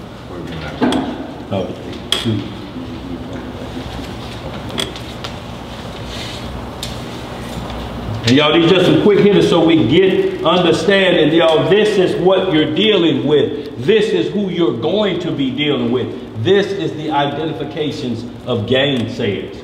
It just means a rebellious person. See the truth and say, no, I don't believe that. Why? My grandmama didn't say nothing about that, and she go to church every Sunday. I don't know what kind of Bible that you got. Go ahead, brother. Romans 10:21. But to Israel he said, all day long I have stretched forth my hands unto a disobedient and gainsaying people. So he's saying Israel is the most disobedient and gainsaying people on the earth. He say all day long, the Lord is like this. Israel. Israel. Israel. All day long, y'all, all day. And we talk about this brother. I want Matthew 18 and I want the whole congregation there to 7. And the Most High probably been at you like this the whole day. Shabba-woo-ha. Shabba-woo-ha. But yet you want to point at the beam in your brother's eye. Or the mote, so to speak, and blocking that beam out. Let's get right to it. 2 Peter chapter 3. Y'all, we're going to move through so we understand gainsaying, then we have the understanding. So everything we read after that point, we're looking at it from that perspective. Oh, this is a rebellious person right here the scripture's talking about. Am I rebellious like that? Am I rebellious like that? Do I see something I don't agree with and skip over them scriptures? Does my behavior, everything but those scriptures come up? That's going to be a problem with yourself because they ain't going nowhere. They're going to keep coming up so that you don't die in your sin. And what that means is accepting wrongdoing. Like this new LBGTFHIJKLMON groups. They got so many names right here that say, I truly believe the Father made me a man trapped in a woman's body. That's rebellion. You know better than that. Tamar Braxton said that God made a mistake with her son. Now look, I want y'all to think about the rebellion in that. If he makes mistake, what you praying to him for? Right. Why are you wasting your time? You could pray to anybody. The wine head on the corner. Look into our bottle and tell me what you see. Hennessy. Right. So at this point, if he makes mistake, you can't trust him. It would be a waste of time, wouldn't it? Go ahead, where we at? 2 Peter 3:3. 2 Peter. Everybody there? 2 Peter chapter 3, verse 3. What it say? Knowing this first. Knowing what first? Knowing this first. That there shall come in the last days scoffers, walking after their own lust. Walking after their own lust. Y'all, we can't be on Facebook getting into wars about things that are not salvational issues. Right. And I'm talking about knockdown, drag out conversations. Like, is Esau really the white man or is he the Arab? What difference does it make when all nations gonna bow? What difference does it make? Why are we arguing about this when the bottom line is Zechariah 14? All nations gonna come up and serve thee. Every nation that was involved with Psalm 83 got a price to pay. Why are we arguing about that, ready to go to blows about that? What about the flat earth? What difference does it make if the earth flat or round? What difference does it make when we talk about salvation? That's all we asking. How does that make us? Well, see, because they're tricking you. And what you're saying, the kingdom can't sit on a round earth? If that's what you're saying, what are you saying? At least give us some information that's tangible to us why we would understand or even get into a conversation about this.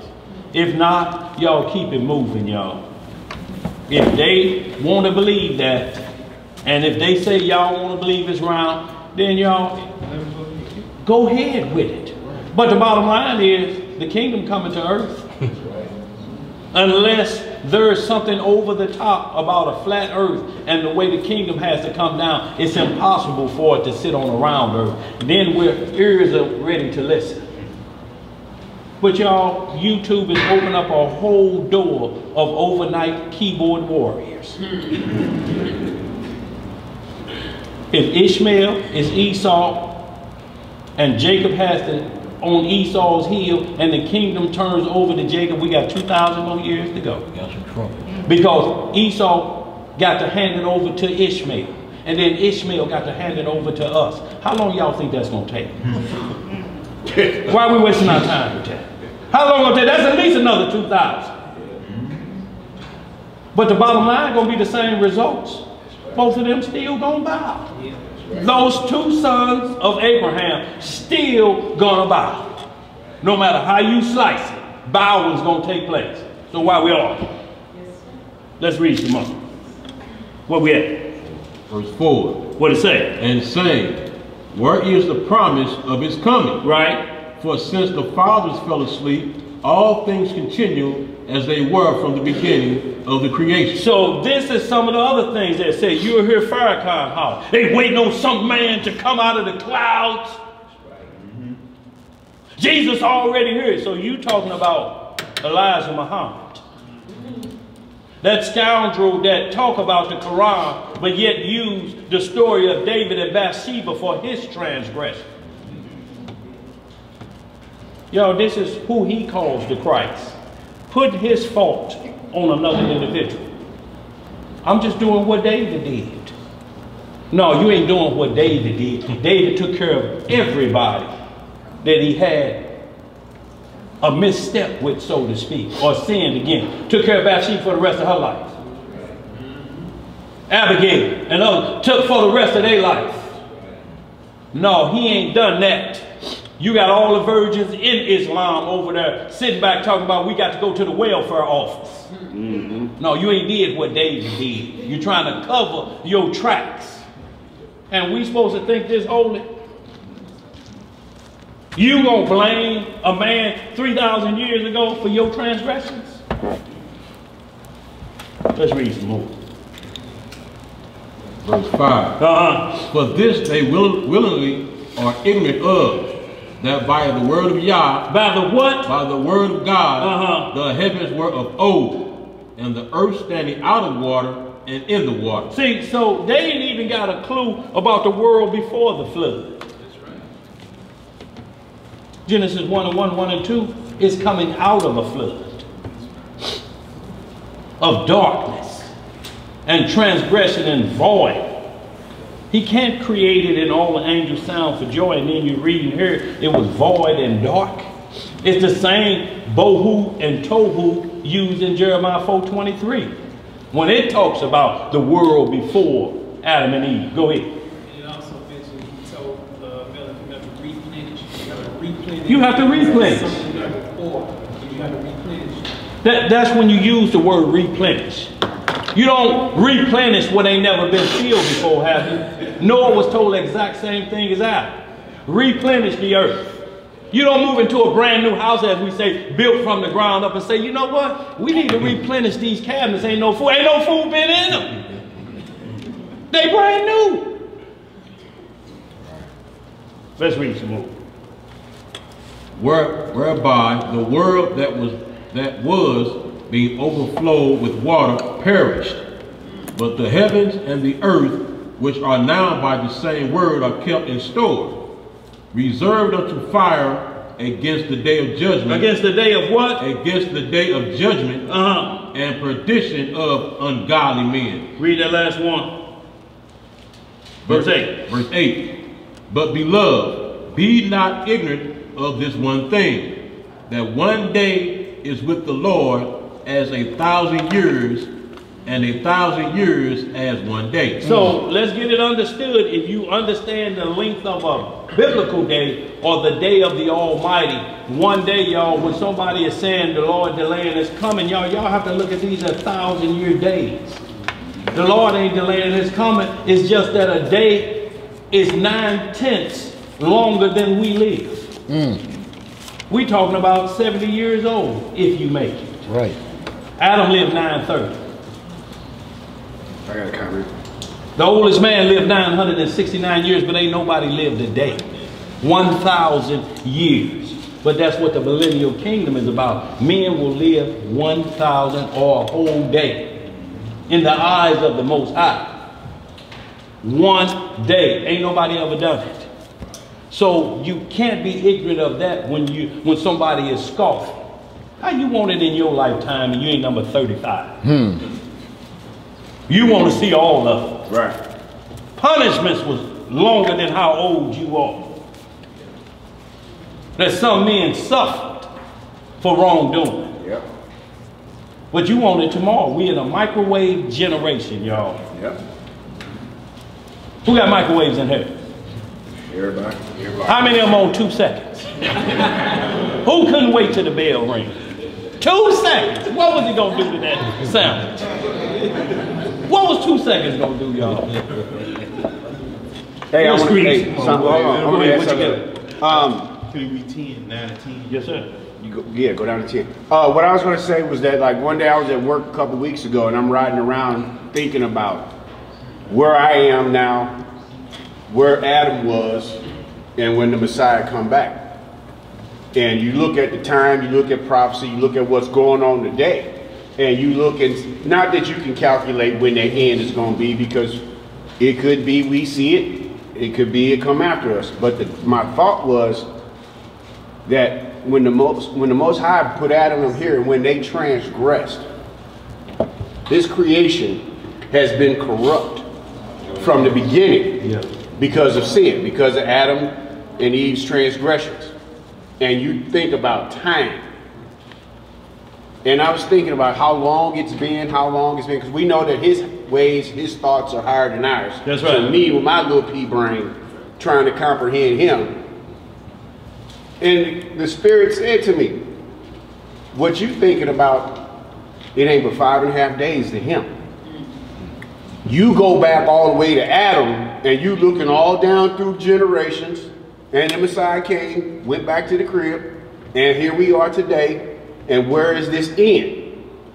And you thinking of all your forefathers, everything, especially what he just said about living 900 some years old, 969 years old. Ain't nobody lived a day yet. But when you think about what all of our forefathers have gone through from being in our land and being in this land, and the 400 something years that we done been physically in chains to where we are today and where we have to go. And you thinking about your life, your day-to-days that you get up every day and try to get them 3 in that you're supposed to get in. Then you got tomorrow, and then the next day, and then you go work a job. You've been on a job 30 years. You know, things, you think about your life and you trying to put it in perspective of what's going on wholly. And then you sit and say, it ain't but 5.5 days to him. That's right. And we got a work week that we fussing about. That's right. Getting up on Monday morning, mad at Adam. 5 24-hour days. Because what you did. Because I got to do this. Because what you did. Right. I got to go and ride around in a car for 8 hours. Because all you got to do that's what I'm saying. Right. Yeah, just complaining. That's all bruh saying. We complain about things that's way above us. Look, let's get down to something simple. Where was your great-grandfather born at? Exactly. In a shack or in a colored-only hospital? Who knows where your great-grandfather? We're talking about a great-grandfather. Just great. That would make them probably 100 years old for most of us. Where were they born at? And we worried about way back here. And you can't even answer this question. Who knows their great-grandfather? I don't. Who knows? You know yours? I knew what's his mine. name? I'm just saying, I know you probably know. O.C. Murphy. I knew mine. Born where? What hospital?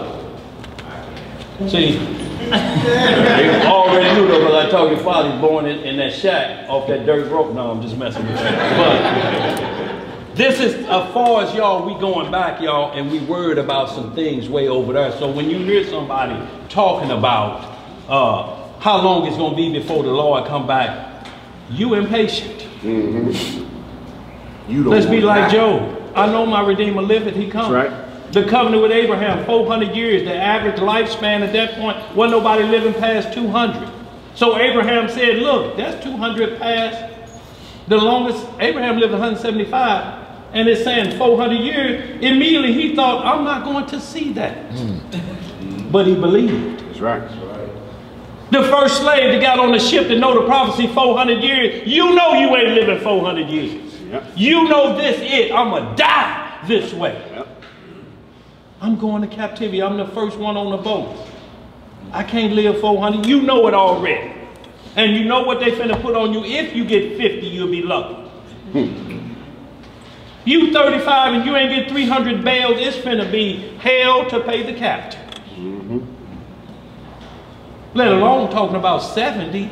Shit, you only got to live as long as you can work. Poison powder coming out. Wasn't no fat slaves. You ever seen a picture of? But the ones working in the kitchen. Because they had the sound. But wasn't no fat slaves. Ain't no pictures of fat slaves. Say no fat ones hanging from ropes either. Yo, we can hold right there if you want to get some more of that. Verse 9. Let's read this verse 9, y'all, so we can get going. Who got a question? Go ahead, Sid. And your mama wasn't a slave, so I mean, in what we're talking about, but she was cooking.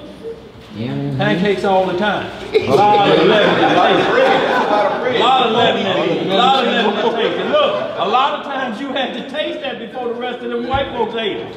Uncle They Ben was wanted to make slim because he ate sure rice. you hadn't put the poison powder in there instead of them leavening agents. That's what you slipped in there. So taste them waffles. Hey, Daddy? Yeah. Is that why Uncle Ben was slim because he only ate rice? Boy, that's it. Where we at? 9. Verse 9. The Lord is not slack concerning his promise. He's not what? The Lord is not slack concerning his promise. Look, the Lord don't swipe left about his promises like we do when it's something we don't want to agree with. He don't swipe left on his promise. Go ahead, brother. And some men count slackness, but is long suffering toward us, toward usward. Not willing that any should perish, but that all should come to repentance. But that all should do what? That all should come to repentance. And this verse 10 gonna tell you why. Go ahead. But the day of the Lord will come as a thief in the night, in the which the heavens shall pass away with a great noise, and the element shall melt with fervent heat. The earth also and the works that are therein shall be burned up. That's it. That's it. Y'all can read the rest of that, y'all, for better understanding. Y'all gonna hit this last one. We're gonna get right into the subject matter at hand. We're at the 3 o'clock hour. Jude, it's only one chapter, right before Revelation, verses 9 through 11. Okay. So y'all see that. What you got, bro? What you got? Yeah. Huh? No, I was gonna say, go ahead, bro. Somebody used, I seen this preacher use a scripture.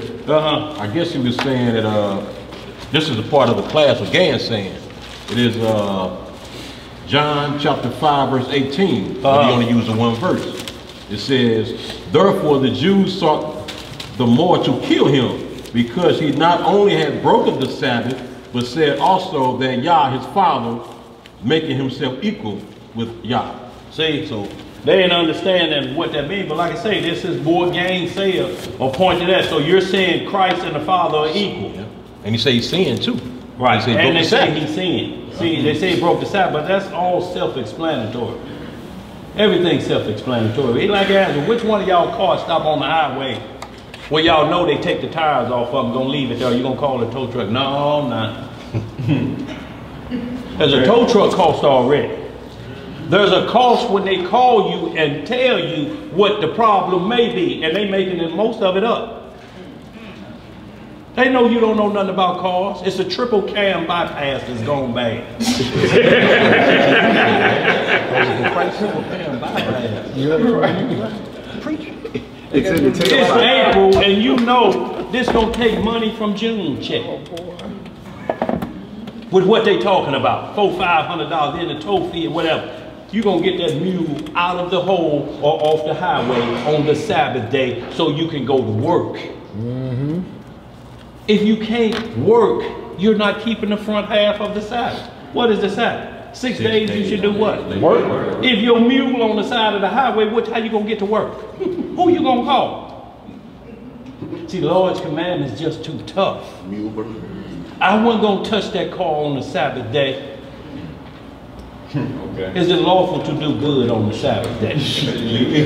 Okay. If you see an old lady finna get jacked, should you just stand there? No, see, she had no business being out there on the Sabbath. Should have been in the house with her old rig. On the Sabbath. Not on the Sabbath, I ain't helping. Right, okay. He being in the letter of the law. I'm flashing that money. Right. Jude, chapter 9. Jude, verse 9, I'm sorry. What it say? Say? Oh, Jude. Verse 9. Verse 9. Yeah. Okay. Michael. Yeah, Michael, the archangel, when contending with the devil, he disputed about the body of Moses. Durst not bring against him a railing accusation, but said, the Lord rebuked thee. Go ahead. 10. But these speak evil of those things which they know not, but which they know natural, as brute beasts. And those things they corrupt themselves. See, it's saying they don't know the supernatural. This is why I started off with Michael. Yet when contending about the body of Moses, he does not bring a railing accusation. He didn't have to gainsay Satan on this situation. Now look, man, you know what I did to you up in heaven. You know I hit you with that left hook and you flew out of there like lightning. We gonna have this conversation again, or you gonna get out the way. It say he didn't even have to do that. All he had to do was give him a look like your parents used to give to mama, mama, flinch.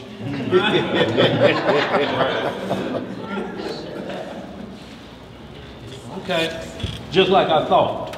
So he didn't have to gainsay on Satan about that. And then he go into the carnal side, because that's how we gainsay. We become brute beasts now. Talk about people like a dog. Our own brethren and sisters, y'all.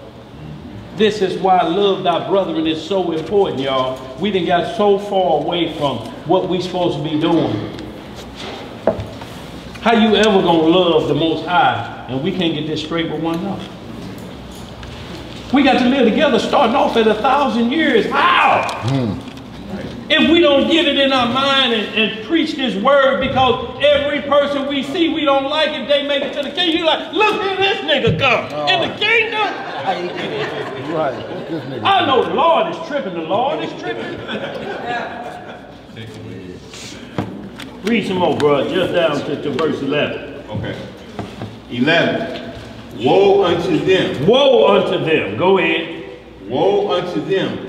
For they have gone in the way of Cain, and ran greedily after the error of Balaam for reward, and perished in the gainsaying of course. So so it's saying the same thing. They perished in the gainsaying, the accusations and the foolishness that they were saying. The same way, y'all, we become brute beasts.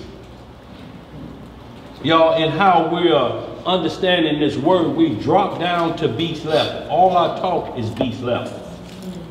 Everything. Everything is from a beastly perspective. And y'all, we about to see it even move to a different level of fruition when bestiality is made legal. We're really going to show you what type of brute beasts we are. They are. Because if same-sex marriage going, you know they're already arguing about, I should be able to marry my daughter. It's legal in Canada. Yeah. This one man wanted to marry his car. Sex robots out here taking over the prostitution industry in Amsterdam and put all of the live prostitutes out of work. Y'all Google that. Sex robots have taken over. Y'all, this is what's finna hit this earth right now. We live in them days that many times we used to say it. We and Todd were just talking in the car on the way over here. We used to talk about these things happening. Like, I can remember 10 years ago, we was talking about the sex robots and all these different things. But it's actually here. So the next 10 years, y'all don't be surprised about nothing. Don't be surprised, because we got the playbook. We got the playbook, so we know every turn, every little cranny, every secret, every little thing they're gonna do. So don't be surprised. Be prepared. Get yourself together. Read this book. Study up. Practice. Y'all look, when they make it legal, because they already gave them citizenship in Arabia, somewhere over there, AI. Yeah. What's her name? Sophia. She's already got citizenship. Yeah. A robot. Yeah. So now, all the argument, we better get it together, husband and wives, significant others, couples, better get it together. Because they'll make you what you want for $8,000. If you're fussing about your woman, this one don't argue back. Cook, clean, answer every question. No talk back. None. Men, it does all of the work, the heavy work. Big booty Judy. Laundry. I'm talking about for the women. They're going to make male models. There's a button on there called cuddling mode. You fussing about it, you're going to be out the door. The Cuddler 2001 going to be Your replacement. brought to your front door by Amazon, your replacement. After work, it's cuddling. Ain't no more leave me alone, I got to get up in the morning. Ain't no more for the men, I got a headache, leave me alone. None of that, y'all. Robots finna take over. If y'all think it's a joke, just Google it. Google it. What you got, sis? The Victoria's Secret are all transgender. Who? Victoria's Secret. Sister Keisha, and he been doing studies, but she been doing the most studies. And she found out Oh, a lot of the models. Secret models are transgender. They go with the new trend. As babies, you looking at these people, these movie stars with their kids, and their kids are not what they supposed to be. They turn the boys into girls and the girls into boys. And the next curriculum coming to St. Louis is it's okay to choose what sex you want to be in class. Absolutely. Well, that's hitting out here. You ain't got to be by the title of male and female like the Bible. This is what it's coming down to: a cause to get rid of the laws of God. You don't have to worry about male and female. You don't have to worry about that, y'all. But I want to get to some of these contradictions, y'all, because we're in the 3 o'clock hour, y'all. And this is our main thing from the gainsayers. They're going to come with contradictions of the Bible. If they shake your foundation about this, ain't no need in you doing, because you're going to think something else. Doubt will creep in. There's zero contradiction. It may look like contradiction because if you don't know the rules of the Bible talk root and then it talk offspring. But it always go back to as it was in the beginning, so you get the beginning of the matter. Satan is an imitator. Everything that came after the creation is bootleg. Look at it like that. You got the real deal, then you got bootleg. If somebody had a pair of Gucci's in the Chinese shop, you know they ain't real. Yeah, y'all got them Gucci's. Who got a question? What you got, sis? Ladies been out there for a while. You can take a shot and get tan automatically with that shot. Right. The women are taking those shots where they look just like this.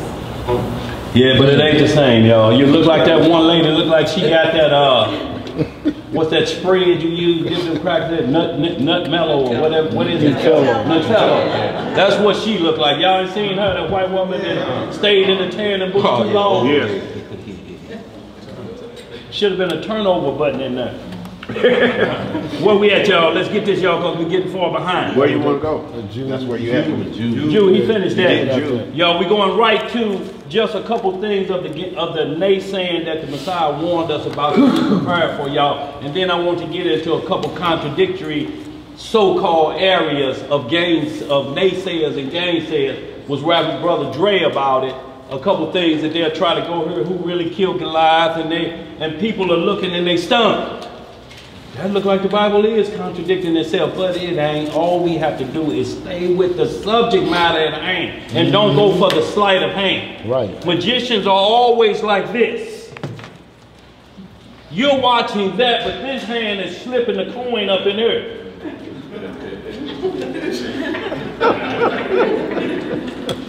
And then when he do this and slip that out, you oh! Don't go for the okie doke, y'all. Just keep watching that hand. Just keep watching. You going where, bro?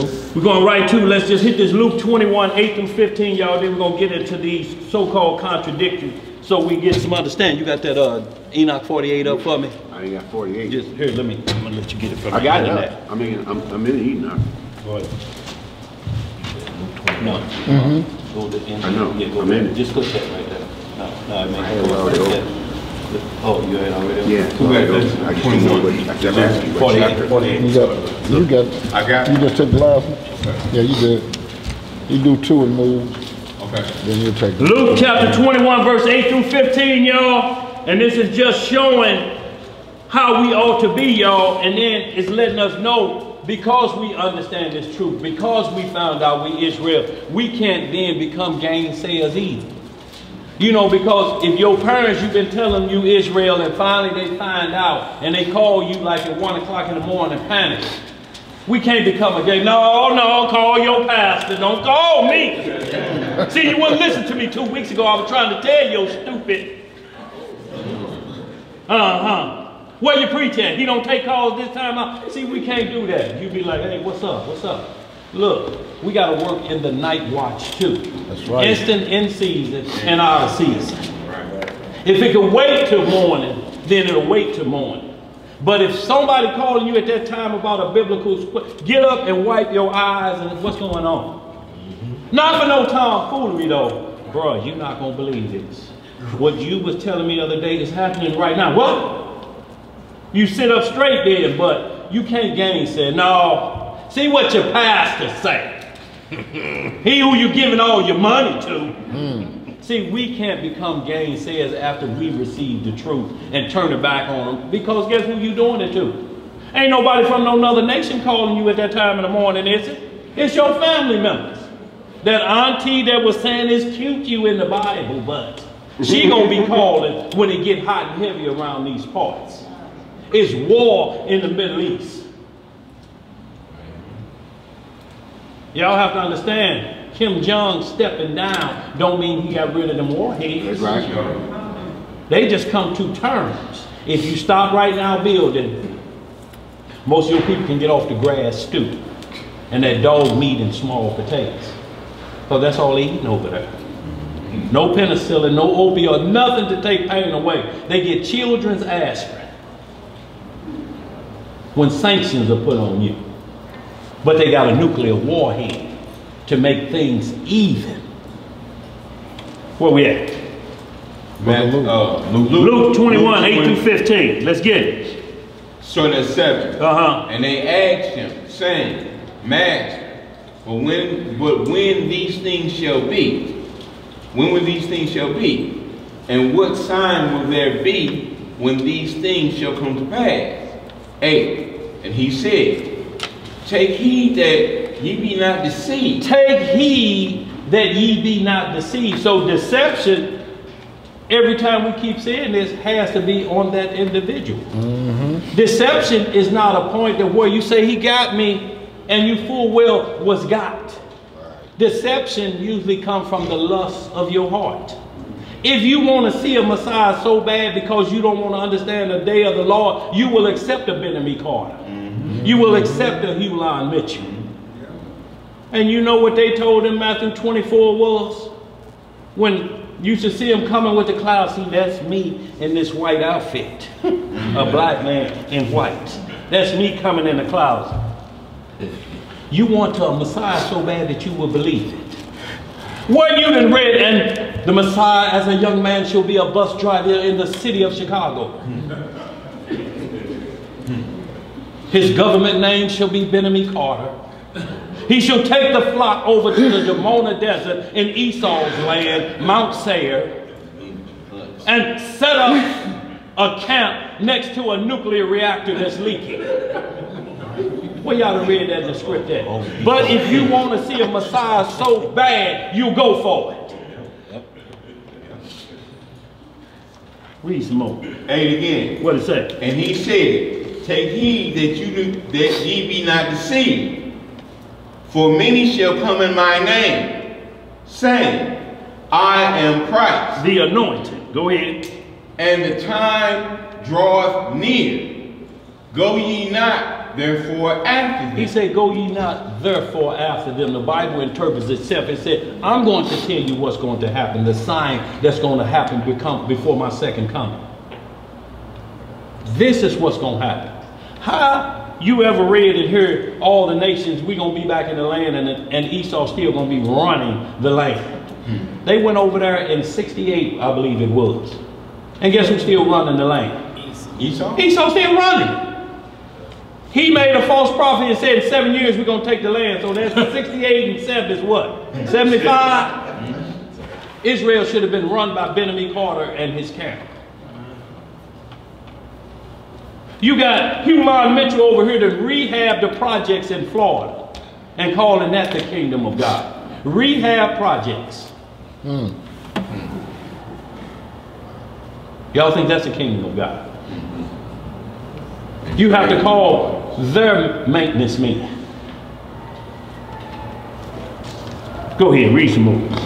Now, well, when ye shall hear of wars and commotions, be not terrified. Be not what? Be not terrified. Y'all, what we care about these wars over in Syria and North Korea? Be not terrified of that, y'all. They have to happen. World War III has to happen. At least the start of it, to make the whole world start. The Antichrist going to come on the earth at that point. He's the one going to stop it in its tracks. World War III is not the Battle of Armageddon. Two different things. Armageddon happened after the 1,000-year millennium. World War III is where all the nations are about to destroy planet Earth until they get a light savior in manner that's going to show up. And Trump finna move that embassy over there. Where else is the Antichrist going to set up shop at? That's why they going crazy over there now. If he set up the embassy there, then they get the Dome of the Rock back. It's an Israeli state now. They control all of that part of the Middle East. And if they build a new embassy there, who you think going up in there? Let's read some more. You had somebody there, LC? It's drying up. It's drying up. Army's gonna march across. Hey Daniel, is there a subject matter for the book of Enoch that you're looking for? No, just 48th chapter. I'm just going to it in your chapters. Here, go hit that internet then. See that fire, what it is? No, down the bottom, the internet like Explorer, but it's the fire one. Down at the bottom on the toolbar. Okay. That right there, come on back down. Yeah, get rid of that, but right there. Yeah, go to the internet and pull up Enoch 48th chapter. Let's come on, y'all. Let's get Luke 21:9. What it say? But when ye shall hear of wars and commotions, be not terrified, for these must first come to pass. But the end is not by and by. What, y'all want to read that again? What y'all saying? Who saying that? Read it again, Isaiah. Oh, okay. Read it again? Yeah. Okay, sorry about that. But when ye shall hear of war, 9. But when ye shall hear of wars and commotions, be not terrified, for these things must first come to pass. But the end is not by and by. So it said we're going to hear more, but that's just the beginning, y'all. That's just the tip of the iceberg. Don't get too concerned and start labeling false prophecy and telling everybody the end is near. Do y'all know the end of the world is supposed to happen on April the 23rd? Y'all know that, right? Yeah. They got a lot of prophecies out there now about the world ending. Look, why would you be concerned with that and we done skipped all the prophecy? So that means the Antichrist have to set up shop. He has to be nice for 3.5 years. Then he have to turn rogue after that and kill all of us. And all that's got to be done by April the 23rd. Mark of the beast. We missed the mark of the beast too. In 2 days. All of that has to take place within 2 days. Why would you even entertain? Let's read some more. 10. Then said he unto them, Nation shall rise against nation, and kingdom against kingdom. and great earthquakes shall be in diverse places, and famines, and pestilences, and fearful sights, and great signs shall there be from heaven. But before all these, they shall lay their hands on you. So let's get it understood. Before any of the wars really come to pass and the signs you see, they're going to get you in check first. So when you see these signs, they already got you on lockdown. So now you got to think, them signs or they got me locked down. They're going to lay hands on me, on Bible believers. It's crunch time. This is to test your faith at this point. You've been talking a good game, but you're able to go to Taco Bell at 2 o'clock in the morning. Illuminati. You always get something to eat around here if you got a pistol or some money. But this is crunch time. You either take the mark of the beast or you get what they got coming for you before everything starts. Let's read some more. 12 again. But before all these, they shall lay their hands on you and persecute you, delivering you up to the synagogues and into prisons, being brought before kings and rulers for my name's sake. For whose sake? For my name's sake. It ain't gonna be about nothing else, y'all. And for his name's sake, if y'all think this is gonna be about who say Jesus or who say Yahweh or who say Yeshaya, this is gonna be about the word of God. Do you believe that Bible? Yes, I do. Well, come on with us. Come on with us. What you got to say? Kills the rapture. Rapture is pre-tribulation. This is talking post-tribulation. After all of the trouble starts, then the gathering starts. But it don't use the word rapture. Rapture just means a gathering, a pre-tribulation gathering. When they say rapture, we ask them, do you speak of the great gathering mentioned in the Bible? Those words, the great gathering. Post-tribulation. After the tribulation gathering. That's what you're talking about when you say rapture. They be looking at you like, yeah, I want that look. Because then it's up to them to find pre-tribulation rapture. And you ain't gonna find it. You won't find it. Let's get it. Where we at? 13. And it shall turn, and it shall turn to you for a testimony. For what? For a testimony. A testimony, y'all. There's no testimony as long as the test of lippeth, is it? Huh? We'll be reading about what he said. Man, Lazarus marched up them steps and told them, do y'all business. That would be a testimony. Lazarus went out hard, y'all. That's his testimony. But guess where Lazarus at? At the resurrection. We got to get our minds ready for this, y'all. If y'all gonna be a believer in this done already happened. It was called the Great Martyr. 70 AD, they slaughtered a lot the same way. The same exact way. Y'all believe in that Bible? Time to die. Where our faith is. Everybody want to get to heaven, but what? Nobody wants to. Get ready. Y'all, we're not saying these things to scare you, but you see it on TV every day. You hear it on TV every day, the killing. So killing ain't nothing new to us, especially around these parts of the STL. Oh, no. The 13th most dangerous place on earth, not in America, on earth. The ST head. Where we at? 14. Settle it therefore in your hearts, not to meditate before what ye shall answer. See, because if you don't settle in your heart, you start meditating on it, you're going to start to think of some lies. See, no, I was just getting into the Bible. I wasn't really believing what them Hebrews was believing. I ain't never said I was a Hebrew. Hebrew. Now look, they talk some noise, but Caesar's our king. It ain't gonna do you no good. And we laugh about it, but them days gonna come. Yeah. Them days gonna come. Them days is here. But if we hold fast, y'all, this next verse gonna tell us what we got coming. Go ahead. 15. We're gonna be preternatural. Go ahead. 15. For I will give you a mouth and wisdom. For 15. Read that again. For I will give you a mouth and wisdom, which all your adversaries shall not be able to gainsay, nor resist. See, they won't be able to mock what the Spirit is going to tell you when your heart is fixed. When you say, look, I knew it's been coming. It's actually in our lifetime today, huh? Y'all about to do it, huh? Y'all about to get me, huh, for this word's sake. And they going to be looking, they like, he ready to go. He ready to go. That's going to change the whole mood of the gainsayers. Because you're not scared. It's like that lesson gave by Malachi last week about the mother and the 7 sons. You're prepared for this. Y'all, we got to get in shape for what's about to come.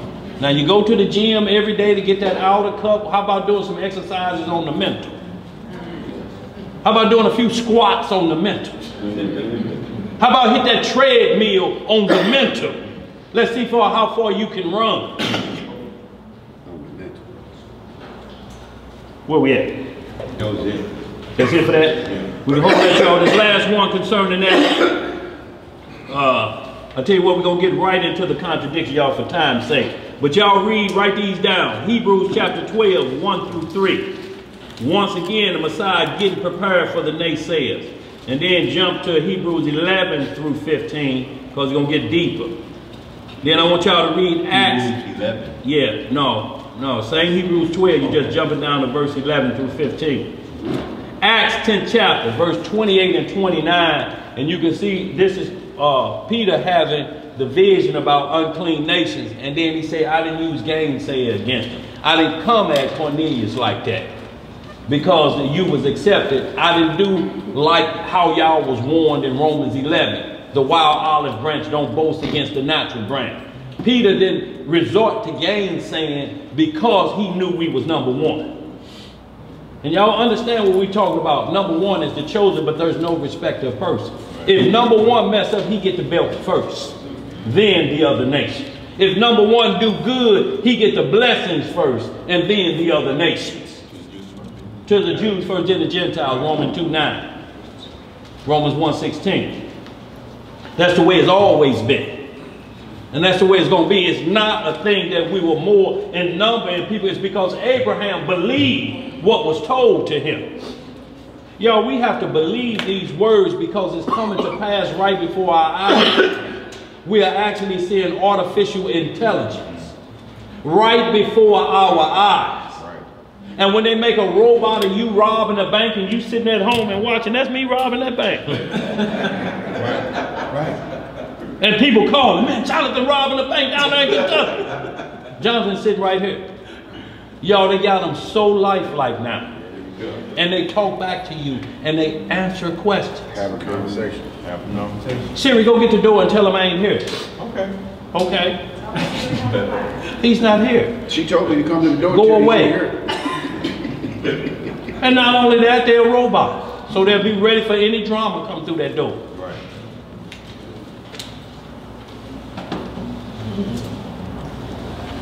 John chapter 3, y'all. We're going to get into a couple of these naysaying. And Dre Money, these are some questions that came up. Naysayers always like to run to this. And I guess they saying the Bible contradicting itself because Elijah and Enoch, they think, ascended before the Messiah. So he's contradicting here. John 3:13. So y'all, we want to get a little bit of what the gainsayers going to do, y'all. It's not just they're going to be just mocking you. They're going to mock the scriptures. They say, see, this stuff ain't real. Y'all, all of this is a smooth read. That's why I don't read the Bible no more. And there you go, ready to doubt. Faith is ready to go out the window because they showed you something. From a gainsaying perspective, y'all, it's people out there that read the Bible to look for errors. Those are gainsayers. Their job is to point out fault in what you're saying because it's the only book got holy on it that really means it. How can the Quran, they'll tell you everything in it ain't the truth. It's got some shortcomings. Well, this one don't. We're not getting, and that's why you always hear Muslims say, you know your Bible. You don't never hear them say, you know your Quran, do you? You know your Quran? You know your Quran, brother. They ask, do you know your Bible? When any discussion or topic come up, they are talking about the Bible, not the Quran. Y'all know they want to wear the real. They carrying bootleg. Talking about the Quran is an extension of the Bible. The Quran came 600 years after the Messiah. Ishmael, the father of the Arab race, was taught the laws by Abraham. Ishmael had the commandments, not the Quran. Judgments and laws. This is what Ishmael understood, not the Quran. That came later as a war of Ishmael, man-made doctrine. One side believed Muhammad, the other side believed this other guy. I don't even waste time getting into it. And in their book, they say what's in here, that the Messiah is the most blessed person on. In their book, this book don't talk about Ishmael and the Quran. Ishmael took his brother Isaac to the side and raised up his skirt and told him he did it to him. He said, look at this. He said, you think you special? You think you the only one of the covenant? Look at this. I'm circumcised like you, and I'm older than you. Right. You're not the golden boy to me. Right. We read that last week, bro. Spirit moving in you. Where we at? John 3:13. The book of John, chapter 3, verse 13. And no man hath ascended. Hold on, how we looking, y'all? Y'all good? Holler out if y'all ain't there, y'all. We have to read in one accord. Y'all best friend will be the index if you're struggling. It'll say John, page 932 or whatever your index say. And we'll get you there real quick, y'all. We wait on you. We tarry for our brothers and sisters. Book of John, chapter 3, verse 13. What it say? And no man hath ascended up to heaven, but he that came down from heaven, even the Son of Man which is in heaven. I couldn't get that. That's 48 right there. Right there. No, come down. Right there. Go ahead, keep reading, bro. This one. Yeah, no, one up. Verse 14. Yeah. And as Moses lifted up the serpent in the wilderness, even so must the Son of Man be lifted up, that whosoever believeth in him should not perish, but have eternal life. See that plus up there? Take it to 18. For God so loved the world that he gave his only begotten Son. Y'all, all I want to do was this verse where it says, no man has ascended up to heaven, but he that came down from heaven, even the Son of Man which is in heaven. The gainsayer point that out and say, that's a lie in your Bible. Your Bible say Enoch was called up. Your Bible say Elijah was called up to heaven. But when you got a naysayer don't know the levels of heaven. It's not just one heaven. The first heaven we see is right up there where we can see the clouds in the atmosphere. That's the first heaven. Then you get outside of that zone you're in two. Then you get to the third level of heaven called paradise. That Paul mentioned, 2 Corinthians 12. He went to paradise. The thief on the cross. Know this day you should be in paradise with me. Abraham's bosom. Luke 16. Paradise, the third level of heaven, where the side of the righteous are, Revelation 6:9, and I saw the souls under the altar. That spot, and then on the other side of that is a great gulf that where sinners go immediately like Judas Iscariot to perdition. And they wait there in torments until judgment day. So they go from those torments to the lake of fire. Immediately. No break. Immediately when you die, immediately. You go to torments, not the lake of fire, to uncomfortableness like a fever 24/7 for the rest of your life to get you prepared for the lake of fire. Y'all ever think about the lake of fire that you swim out to the middle of a lake, you in the middle of a lake floating, your feet ain't touching the ground, right? Imagine floating in fire. No, don't want to imagine. There is not no safe spot for you to swim over to. Don't want to think about it, bro. You know, that's what I'm saying. Think about it. A lake of fire. Swimming around, burning in fire. No rest, no smoke break, nothing. None of that. No, right. Well, it be, oh, you know smoking going on. But no be nicotine. Think about that, no death. There's no death. See, because you can't die, because now you're in that supernatural we're talking about. Your soul is supernatural. It's eternal. It can't die. Either it's going to live on the righteous side or it's going to live on the wicked side. So be careful when you put on a rest in peace t-shirt. If you know this scoundrel been robbing banks and old ladies, how he rested in peace? He ain't resting in peace. You saw him when he was laying up in the car, mouth twisted. You say he had a rough time. It was rough on him. Be careful about resting in peace. Y'all, just wanted to show y'all that. Go ahead, bro.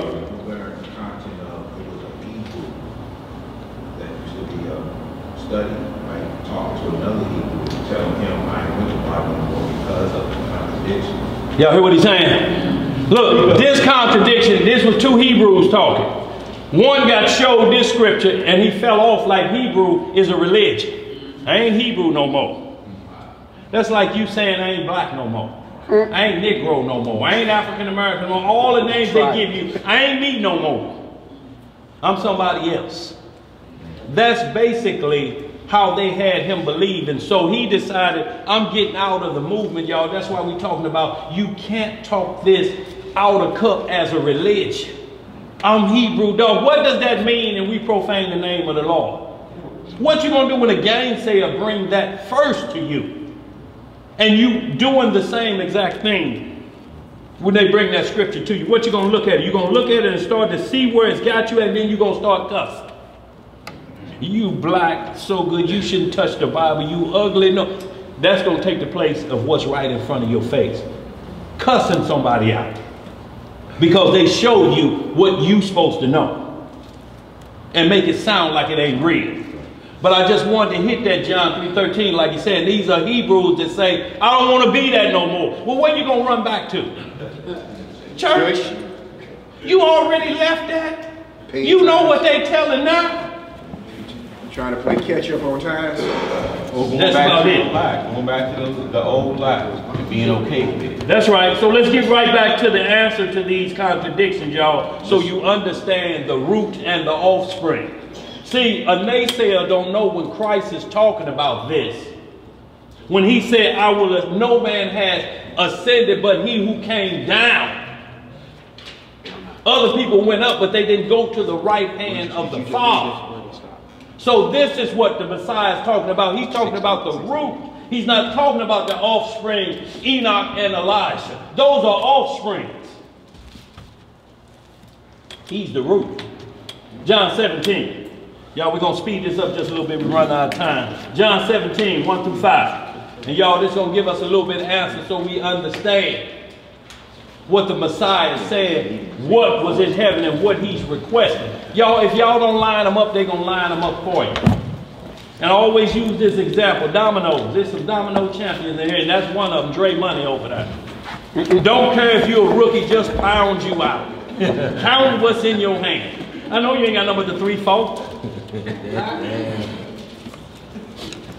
Don't care. Relentless on it.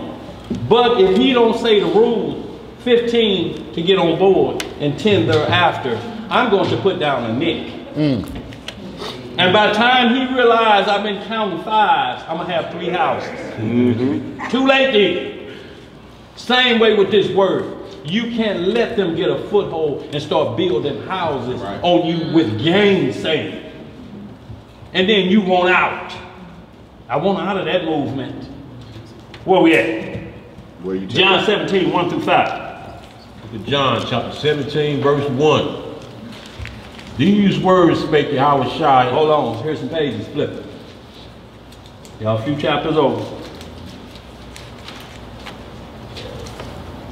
Everybody to be right there, so when y'all repeat this to a gainsayer or a naysayer, they'll be like, well, I can't tell that to nobody else. That Enoch and Elijah are here because they've been straightened out. If they do, they want to be deceived at that point. Let's get it. These words spake Yahweh Shai, and lifted up his eyes to heaven and said, Father, the hour is come. Glorify thy Son, that thy Son also may glorify thee, as thou hast given me power over all flesh. Over how much flesh? Over all flesh. That he should give eternal life to as many as thou hast given him. And this is life eternal, that they might know thee, that the only true God, and Yahweh Shah Mashiach, whom thou hast sent. I have glorified thee on earth. What has he done? I have glorified thee on the earth. See, and to glorify him wasn't the same glory that we got to throw out of Israel for. He glorified the Father. Walked his law perfectly that it could be done. That's glorifying. If you say you can't keep the law, can't nobody keep the law, y'all just ask them which one and let them answer. Just wait, it'll be this type of silence right here. Which law you can't keep? Stealing? Why you can't stop stealing? My hand keep making me steal. Right. The devil made me do it. The devil ain't never made nobody do nothing. Never. The devil asks you about your lust. Come on now, come on. Come, you kidding me, really? You just gonna be this. There's no fun in that, just keeping God's commandment. Come on and look at real fun. Y'all, don't y'all understand what he calls real fun is chaos? Every one of these shows on TV, Real Housewives, and Real Husband of that, it's mixed with chaos. Real fags of this. And so when you wait on the next episode, you want to see these two people squabbing. Yeah, she gonna slap the piss out of the day. That's what she said the last episode. So you sit here waiting for chaos and violence to come into your life, and you figure this is what it's about. But because they're on a yacht and they popping bottles, skimpy girls in bikinis and sexy lingerie, you think that's fun? Men chest out, but they heart full of wickedness. Cardi B. Fucked up. Cardi B showing how she got pregnant. Hey, the whole nine. But that's what we want to see. That's what's showed to us versus the other side. So they're naysaying at the Bible. Y'all don't keep all that goody two-shoe stuff. This is where the action is. This is where the fun is at. Wife swapping. Right. Girl on girl. Boy on boy. But we on the yacht. Wheezy F baby. You know what it is. Read some more. Verse 4 again. What it say? I have glorified thee on the earth. I have finished the work which thou hast given me to do.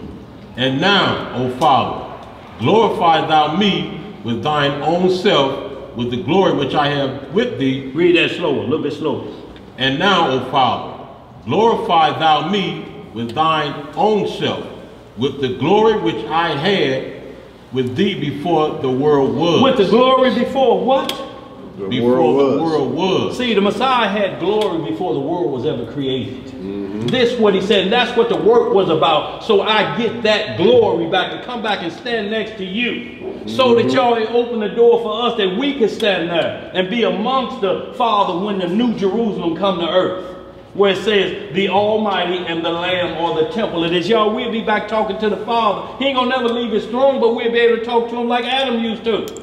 When Adam used to look to the heaven before the brass communication, to block the communication, brass was put over the earth so our prayers could go up. Now they have to go up through angels and different things. Like in Daniel 10th chapter when Satan blocks the prayers and angels have to come down. They battle for 21 days so Daniel's prayers could get through. Y'all, when this comes, we'll just be like this. Good morning, Father. Or Boca Tov, Father. It'll be crystal clear. That realm will be disappeared. We can communicate. And the Messiah will be right amongst us. Right. Y'all see here that when he asked his Father about bringing him back to his former glory before the world was, he didn't say, take me out of this filth that I had to become to do this job, to come down and be in the flesh. You see what I'm saying? He came down to take on the sins of the world and died for the sins of his people. And you see he did it. He didn't say when, now that I'm done, I did your work, return me back and get me out of this what I had to do. You see what I'm saying? He didn't say he was dirty and filthy and make me clean again. Right. All this stuff that I had to take on for your people, my people, what I had to come down here and do, return me back because I'm ready to get out this filth that I had. He didn't say none of that. Right.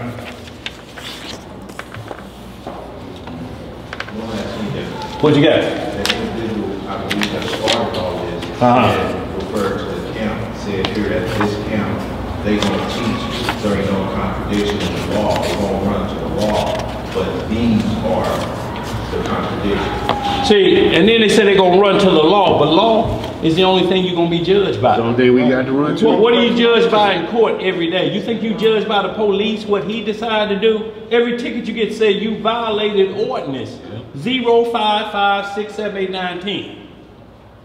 When you commit a felony, as the statutes of a felony, such and such, such and such, such, that's what you face. So in like manner, if we run to the law, that's what we're supposed to do. Y'all see how the gainsaying is? They're going to run to the law. Why shouldn't we run to the protection?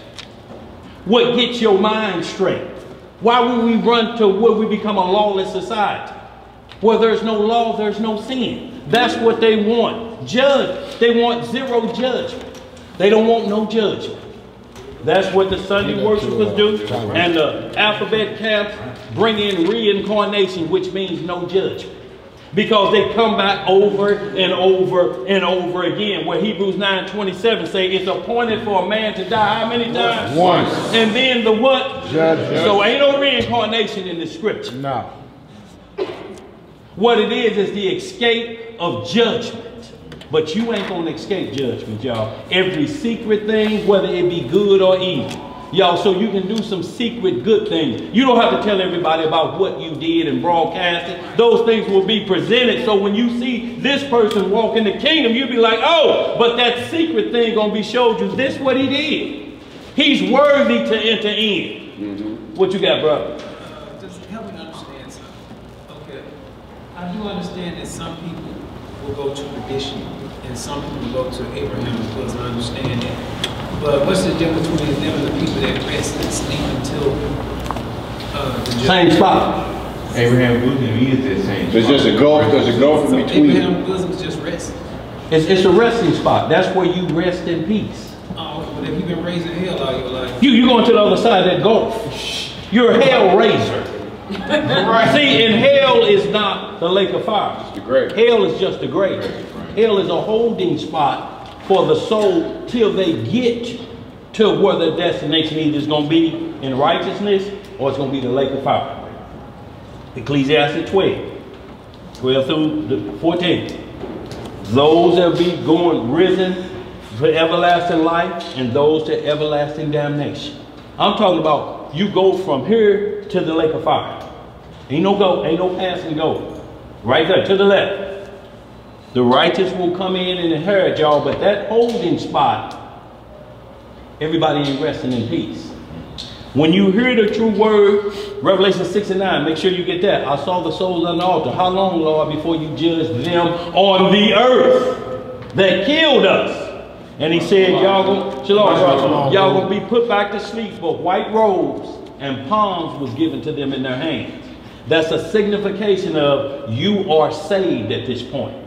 Anybody saying they saved and ain't got on no white glistening robe, whiter than any fuller can get them. So the comparison would be, anybody tell you they saved and they got on white, just compare it to snow and it'll look like a pea stain. There's no whiteness on earth whiter than snow. None. The Bible compares whiteness to snow because where does snow come from? So let's not be fooled when it's compared. When you hear somebody say, I went to heaven, what did you have on? Because you can't stand before the king in these earthly clothes. Dog, I had to make impression on the Lord. I wore them Gucci's and his red bottoms, dog. He was impressed. Right. Before the Lord. Y'all, we finished with that. Bring that Enoch 48 up.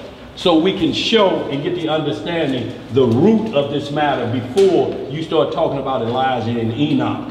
where the Messiah was, and on what level, and what level the angels couldn't get through. Satan deceived a third of the angels. He was already in heaven. And he wanted to ascend up. He wasn't on earth. He wanted to ascend in the heavens and take over. Go ahead. Go ahead, bro. That's my last question. Don't ever say that. Don't say that. Yeah, go ahead. We ain't getting tired of you. Go ahead. Okay, I know it was a war in heaven. Okay, and I know it was a world before this world. Yeah. So, did they start in heaven and they come down before, all this was made and they tore it up? Well, Rahab wasn't just a harlot. Rahab was a planet. And you'll see David talk about Rahab a lot. So do a little bit of study on Rahab, y'all, the planet. And you'll understand what happened at chaos that made things void.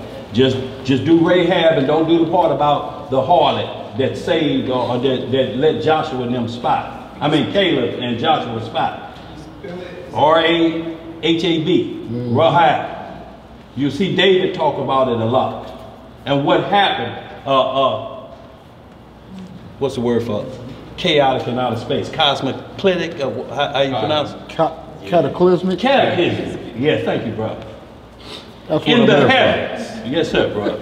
That's what we're talking about that happened in the heavens. Where Lucifer was a high priest, Ezekiel 28:12 on down, talk about his rulership. He had on a breastplate. He's a high priest. He's running things. But he's not going to be servant to a dirt man. This is why he tried to rebel. And look, if he conned a third of the angels, then it's a whole number, right? Mm-hmm. That means it's 2/3 somewhere, ain't it? Mm-hmm. Who know the number of them 2/3? Mm-hmm. But look, it's going to be 2/3 of us that get killed. It's the 1/3 replacing that because they're going to be we don't marry in the resurrection. We should be like the angels. It's replacement so it stay full. A lot of questions and answers out there, y'all, that one need to ask himself, because the word of the Most High ain't coming back void. But he say the angels are like the stars of heaven. Count them and you know what the whole number is. Can't you? Like the sand of the sea. Count them and you'll know the whole number. But there is a whole number of angels. 1/3 of them fail with Satan. And y'all think about supernatural kind. And y'all think the devil wasting time tomorrow. You made him do something? He's supernatural. He gets inside of you and talks to your lusts and try to turn it into lasciviousness. And that means every thought about me is below the belly button. I can't have a conversation without that coming up.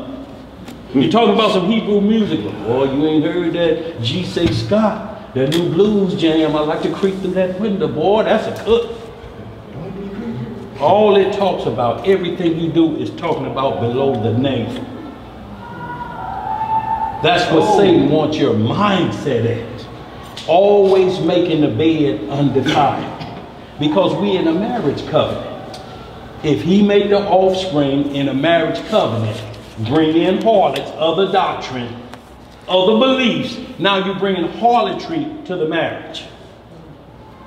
It's like a man getting married and go get a hooker pregnant. Wife ain't as angry as about this woman because she may know he was a player, but you raw dog him. How you get a hooker pregnant? She look clean. What?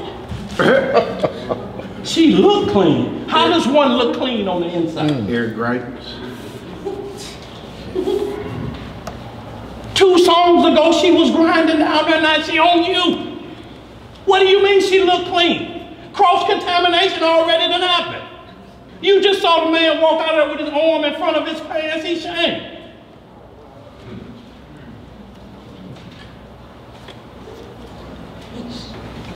Enoch chapter 48:1. We're going to get to the glory of the Most High so you understand these things, where the Messiah was and what Satan wanted to do. Go ahead with that, bro. We'll be reading in the book of Enoch. It's up on the board, y'all. Can you increase that? It's a plus sign up there to increase that as much as you can on the, I don't think it's that one. It should be on that bar somewhere. You don't see, is that the only plus you got? Well, no, that ain't gonna do it. That may cut it off. Yeah, go back. Yeah, go back. Yeah. So ain't no plus nowhere else on there? Down at the bottom, you don't see no plus sign? What's all that stuff right there blocking the screen? Well, I can barely see, period. I'm trying to follow you around the screen. Well, we know you ain't gonna be saying you the Messiah. But don't worry about y'all. We're gonna read it out loud. Y'all just mark it down. Enoch chapter 48. We'll be able to pan right on it for the worldwide audience. Go ahead, bro. Read that so we get caught up. Reading in the book of Enoch, chapter 48, starting at verse 1. And look, because other groups don't want to read Enoch and they say about, oh, we don't believe Enoch. That's your problem. Then explain them talked about in Jude and Genesis. Testimony. What other testimony we going to have? Just mention them but not believe the writings that he left? Why? Because it don't agree with your doctrine? We read Enoch because it's mentioned in this book. It talks about Enoch. It talks about Enoch in this Sirach, in the Apocrypha. It was never a man translated like he was that came after Adam. He was different from, his translation was even different from Elisha's. You can read about the translation of Enoch in this book of Jasher, 3rd and 4th chapter. Get busy with it. And compare it to 1 Kings or 2 Kings 1 and 2 about Elijah being called up. And see, don't you see the same exact things in the chariots of God? But this gets deep about Enoch's translation. Let's read some more. Where we at? The book of Enoch, chapter 48, verse 1. What it say? And in that place I saw the fountain of righteousness, which was inexhaustible, and around it were many fountains of wisdom, and all the thirsty drank of them. This ain't the same. Huh? You had to be somewhere else. Yeah. No, they ain't like one, bro. What's happening? Go back to me. Go back. No, don't worry about it. It's just gonna be off just a bit, y'all. It's the same language. You're in the wrong chapter. No, he should be in 48. 48, 3 X's, a 5, and 3 1s. Ain't that 48 Roman numeral? X means 10, right? Oh, that should be 4 X's. I'm in 38, ain't I? Yeah. That means y'all paying attention. Huh? This be a 1 feet. 3 right here. Go ahead, ask me now why they looking for it. What's up, sis? Okay. But I gotta say this. That's it. That's it. When you're having like the real dreams, let's just say real dreams. Lucid. That you can feel. Right, lucid dreams. What do you do for that? Know that you're in your dreams and you can't sin in your dreams. Lucid means in the aware of. I'm aware I'm dreaming. If you have a lucid dreams, but you saying being aware is that you can think. You will find yourself thinking in your sleep, and you will see what right and wrong is, and you will know in your sleep, don't do this, or I need to do this. Right. You will be able to make a decision while you are sleeping as to what is going on in your dream. If Denzel Washington come through your bedroom door in your dream with no shirt on, lucidly or in the word, you got to say, this is about to be an adulterous act. I can't do this. Go away from her, Denzel. Go away from her. No face. You have to get rid of them in your dreams. Because if you don't, you're going to wake up thinking about intercourse with somebody else's husband all while you're awake. You're going to find every movie you can find. We can see it in our dreams, baby. You can see it in your dreams. Deuteronomy 23:10 talks about a man having a nocturnal emission or a wet dream. He had to do just like Leviticus 15. He had to wash himself and he was unclean unto evening. Now you think about that today, man. Look, this is how powerful the supernatural is. If you're in the flesh, it takes a lot of work with your hand. If your clothes burn, it takes a lot of work and then it goes off. But when you're asleep, you're laying like this with your hands to your side, and it go off. How does that happen? HD. With no friction. That's what we're asking supernaturally. How does that go? You couldn't think that right now, awake right now for nothing in the world. Try it. You can't.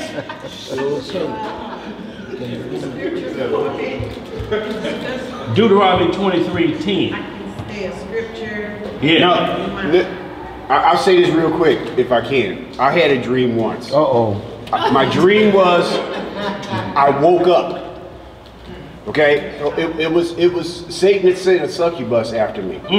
My dream was I woke up.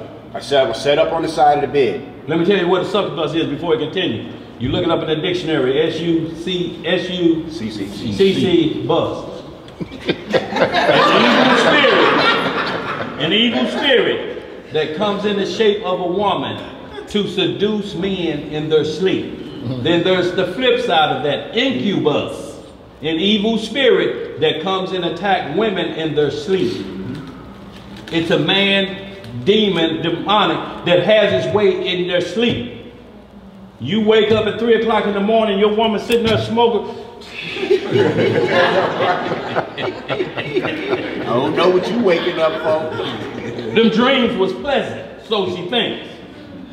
And some people can't wait to go back to sleep so they can jump back in there and do what they hope we can't see in the fleshly world. But it's going to show in a man's countenance. He ain't gonna be able to stop it. Everyone walk by a woman, he can't keep his eyes up here. Yeah, bro. The Lord is good. That's the Lord. He's good. That's where your mind will be, because the spirit controls the flesh. You don't want your flesh to control the spirit. You have to be able to control what happens in that dream. Yeah. Mine was I woke up, the rib walked in the bedroom. I stand up to greet her, another one comes in. I'm like this. Two of you. Uh-oh. I put my arms around both of them, in comes the third. I said, that's Satan right there. Yeah, I stopped it. Right there. I said, that's the devil. And stopped it and woke up. So you almost got me, but I seen you. Right. I told him, you got greedy. You might have had me at 2. Right. But when you put the third one out, I knew. Watch it. I got one in each arm. I got 2 ribs. And as I got both of them in, here come the third one in the doorway. I said, wait a minute. I see you. I see you. You got greedy. So waking up is good. Well, look, a lot of times. I made the decision. I saw him in the dream. You got greedy. I knew it was the devil. He was able to see his sin. Because look, you don't want to die in your sin. You could die in your sleep committing transgression. There's no past in your sleep, because dreams are communication from the Lord. It's in their dreams and visions. Your children shall have dreams and visions. These are supernatural dreams that you have to ask a demonic spirit. Are you with the Lord, the God of Abraham, Isaac, and Jacob? They will never say no. I mean, yes, I'm sorry, yes. Yeah. They will never say yes, because they can't lie to you. An evil tree cannot bring forth good fruit. They will never tell you, yes, I am with them. Just ask them, but we're so scared and terrified in our dreams because you ain't got that pistol you carry around every day. You ain't got that blade you can pop off and ready to shank somebody. You ain't got none of that in your dream. You can't even what run. You got? Right, you can't even run. You got your faith. And he'll try to choke you out. Can't move, laying there free. Yeah, that's it. I did. And he's gonna keep strangling because there's always 3. Father! Mama! That's what he wants, mama. See, because you called on the 2. And then you felt that they didn't deliver, so you called on your earthly parent. Just what the devil wants. Breaking of the commandments in there in your time of trouble. Y'all think dreams ain't real? That's why you can't believe when they say that he died peacefully in his sleep. No. You don't know what happened. You don't know what happened dreams. in that. He could have failed in his mission when the deceiver came after him, and he failed. That's how Satan comes first. He'll control the physical after that. You're his puppet at that point, because now you're scared to go back to sleep. If you're scared to go to sleep, what that mean? Sabbath breaking, no rest, the body gonna shut down. Viruses gonna kick in because you're tired. You're scared to go back to sleep. Where do you think the term nightmare came from? And look, I'm gonna tell you something, let you go. The 2 o'clock to 3 o'clock hour is our hour of prayer. Mentioned in Matthew 27 when the Messiah gave up the ghost, it was the 9th hour, Acts 3 and 1. The 9th hour of prayer is the most sacred time to pray. All times are good, don't get me wrong, but there's a time called the hour of prayer, where you go in your closet 3 times a day and you speak personally to the Father.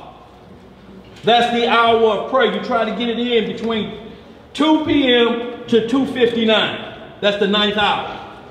3 p.m. will be the 10th hour. You don't want to go, I'm not saying you can't pray in the 10th hour, but if you want to set aside the 3 required prayers, morning, noon, and evening, the 3 o'clock is the hour of prayer. Now on the flip side of that, at night, 12 o'clock they call the devil's hour. That's the hour when your grandmother used to tell you, Lord, Lord, midnight rambler, you come in about 12:30. Midnight rambler. Baby, ain't nothing out there that open that late but legs in the hospital. Well, Big Mama ain't been to the hospital.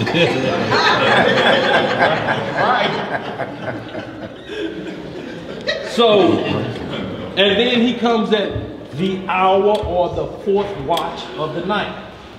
It's called watches because they're in increments of 3. So he'll come at 3 a.m. in the morning. If you ever wake up out of your sleep, look at the clock. What time is it? 3 a.m. Phone will ring and wake you up at 3 a.m. Hello? Hello? Unknown call. 3 o'clock. Look, phone ring, nobody on there. You get woke up, you look at it, it's 3 o'clock, then you go back to sleep, y'all, because that's when he attacks. That's his hour, but that hour still belonged to the Messiah because he prayed at those hours at night when the disciples got tired and fell asleep. He like, can't y'all stay up with me 1 hour? He was in this watch praying at that hour. We say, this is the time we ought to be praying in your subconscious. You have to pray in your dreams. You have to say, the Lord, save my soul. Get this beast away from me. And they will disappear. If you call on the Messiah and that choking thing, it will just leave. If you holler 3 times, it will get off your chest and never come back because it know you prepare for spiritual warfare. That's right. But you can't be delighting and doing like this. Yes, it'll be Beyonce tonight. That's Jay-Z's wife. See, you notice he said, see, that's what, you notice what he just said? See, that's how Satan was using his trickery. He sent me my own. Right. It wasn't a strange woman that walked in my doorway. It was 3 men. But all that shows is lasciviousness. Understand what it's saying? They're still showing, like he's saying, greediness. What are you going to do? By the time the 3rd one, ain't nothing left but dog water.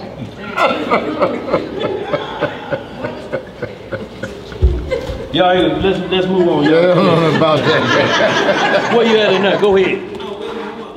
I just wanted to add to tell her something right quick. I was also going to add to say, be careful what you watch at nighttime. Yes. Yeah. That makes it worse.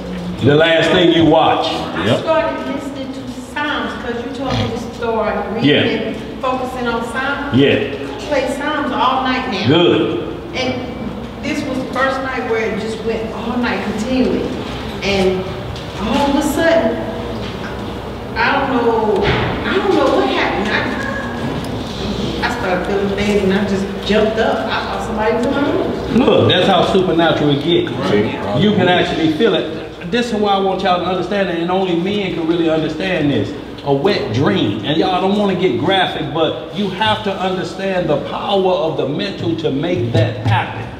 You can do that physically now without no friction or some type of rubbing. Concentrate. Concentration. You can't even concentrate in this flesh like this in it out. Right. I was just about to say that. But sleep, it happens because it's supernatural. You have to understand the power of your mental able to go to places and make your body. If it can do that, then you can heal yourself. If you can make that happen, but understand what's happening to us below the belt. Dream you was cured of cancer if you got that. Dream these things was happening and tell yourself and watch your soul tell your flesh what to do. But we ain't never been taught that.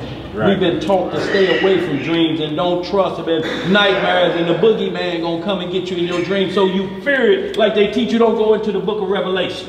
How you not going to go in the book and it start off the revelation, the revealing of Yahweh Shai HaMashiach, locally known as Jesus the Christ, his second coming. How you going to be scared of what you're praying for? And when the Lord comes, and then you won't read Revelations.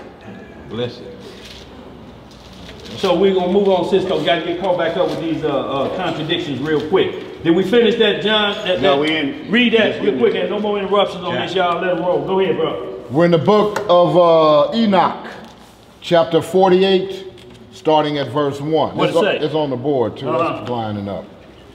And in that place I saw the fountain of righteousness, which was inexhaustible. And around it were many fountains of wisdom. And all the thirsty drank of them, and were filled with wisdom.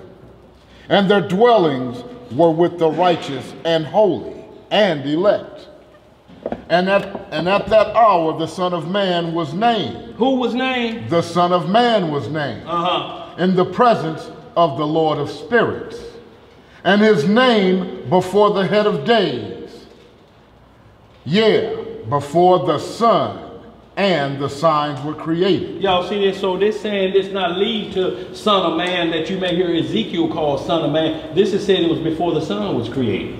The sun was created on the 4th day. So this is before then. So it's letting you know it's before the light we have to use for day and night. Like it mentions in Genesis 1 and 1 and 1 and 2. What is that light before the sun and the moon was created on the 4th day? That light. Go ahead, read some more. Before the sun and the signs were created. Before the stars of the heaven were made. His name was named before the Lord of spirits. See, the Messiah's name was named before the Father, before the earth was created. That's the pure name we're going to get back. That's the name. That's the name where we won't find out until that day. When he says, well done, servant.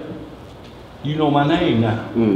Because you know his name if he tell you well done. You know who I am. You done battled this thing in your sleep, conscious and unconsciously. And y'all, consciousness is more in your sleep than when we awake. We walking around like zombies. In your sleep is where the test is at. Because we're going to dream dreams. And we're going to see visions. You're going to see supernatural things. You got to know how to maneuver within the dreams. So when you wake up, you like this, Lord, that was sweet. But if you wake up looking around and scared to look up under the bed, if you scared to get out of bed, that means piss gonna be in the bed. What else you gonna do? Let's read some more. Verse 4. He shall be a staff to the righteous whereon to stay themselves and not fall. And he shall be the light of the Gentiles. What shall he be? The light of the Gentiles. And the hope of those who are troubled of heart.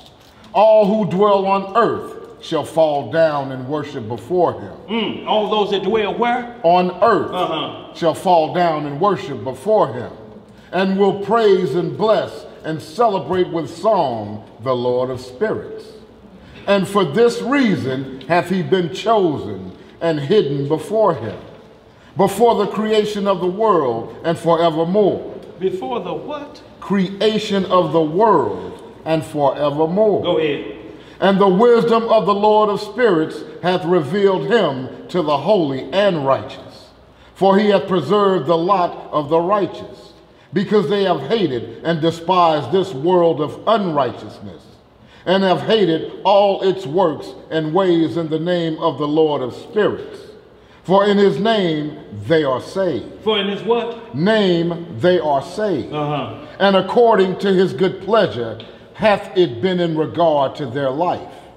In these days downcast in countenance shall the king of the earth have become, and the strong who possess the land because of the works of their hands. For on the day of their anguish and affliction they shall not be able to save themselves. And I will give them over into the hands of mine elect. As straw in the fire, so shall they burn before the face of the holy. As lead in the water shall they sink before the face of the righteous. And no trace of them shall any more be found. And on the day of their affliction there shall be rest on the earth.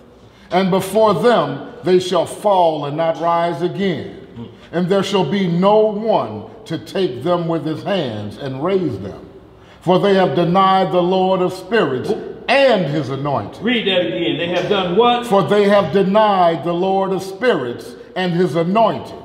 The name of the Lord of spirits be blessed. See, y'all, so right here, this is the glory he's talking about. This is what he's talking about in John 3:13. So when a naysayer try to bring you this, you're like, brother, let's get back to the root of this matter. Enoch and Elijah went nowhere to this level.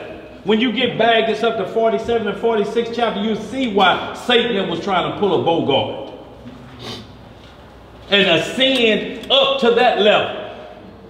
They blocked anything else from getting to that level. He was the anointed cherub. They was covering like this, but it wasn't above. They wanted to go up there. I'm sick of covering this round. I want to see what's up there. Who with me? Look, man, there's only 2 of them up there. We can take that. What y'all scared of? Scared? Get on with me. Go down on earth and deal with that dirt man. Who with me? And there we go. He can do it to this day. Same way. Jump on your lust. All them other third of the angels wanted to see beyond that point. What's up there? What's up there? But we see the end of Revelation 22, and then we shall see the face of God, that he really exists. And that day, but not before. If you try to rush it, you're going to find anybody that look close to God. Well, he got dreads, and he read real well. Amen.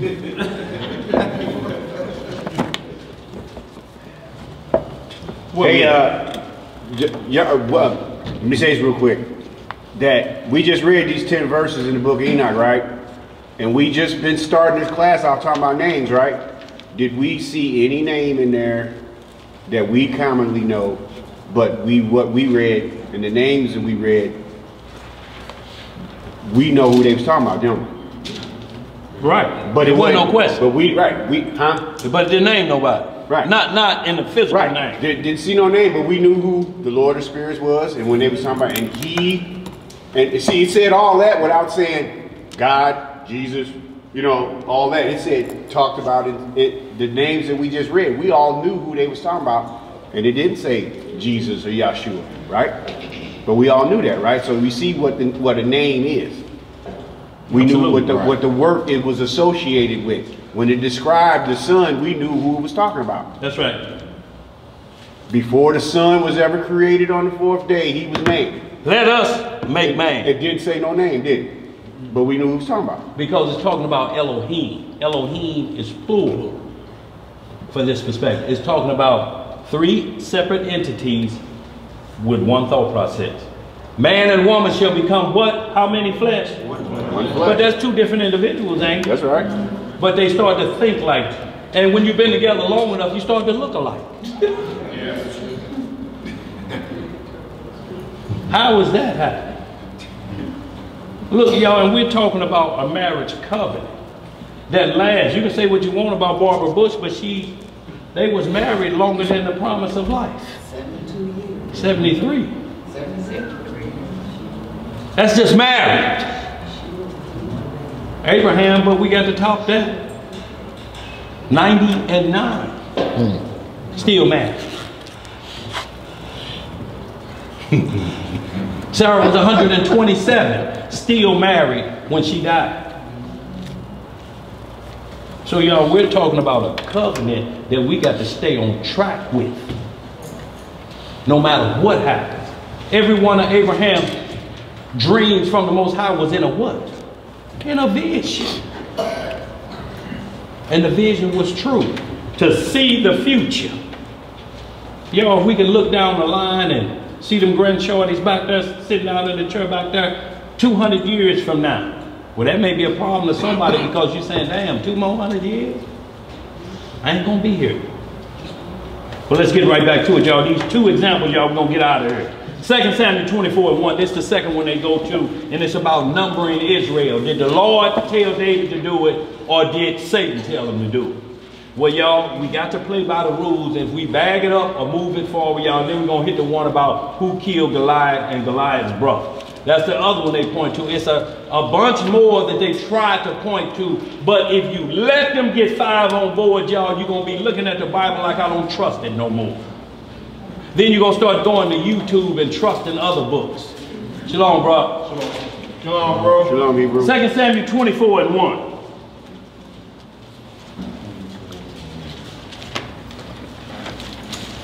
Y'all, we're going to hit these last 4. Y'all, we're going to get on out of here. What's so-called contradiction. Y'all, these in the Old Testament. It's one thing they telling y'all the New Testament tamper with, but now they pointing to the Old Testament. What you gonna do now? 2 Samuel 24:1. Oh, I heard the page.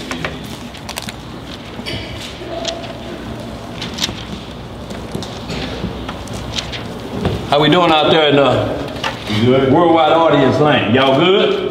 All right. What they saying? They good? 24:1. 2 Samuel. And again, the anger of the Lord was kindled against Israel. And he moved David against them to say, go number Israel and Judah. For the king said to Joab, the captain of the host, which was with him, go now through all the tribes of Israel, from Dan even to Beersheba, and number ye the people, that I may know the number of the people. So, this says the Lord told David to go do this to number Israel. And y'all probably wondering why it's an issue. Why should we number Israel? Why should there be a census about that? Why shouldn't the world know how many of us it is? It wasn't that per se. It's an understanding about how the Father gives instructions about numbering Israel. There's instructions for it. In the law that tell us how and when to number our people. So the contradiction is 1 Chronicles 21:1. So y'all hold that spot and just flip right over the Chronicles, a few books up, 21:1, y'all, and this is what they are going to say is the contradiction. For 1 Chronicles 21:1.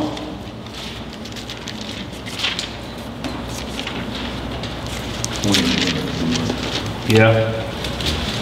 Hold on, let me make sure. Yep, that's good. Yeah. Okay. So y'all just hold that last 1 Samuel. Y'all flip back and forth and see if your eyes playing tricks on it. 21:1. First Chronicles 21:1. And Satan stood up against Israel and provoked David to number Israel.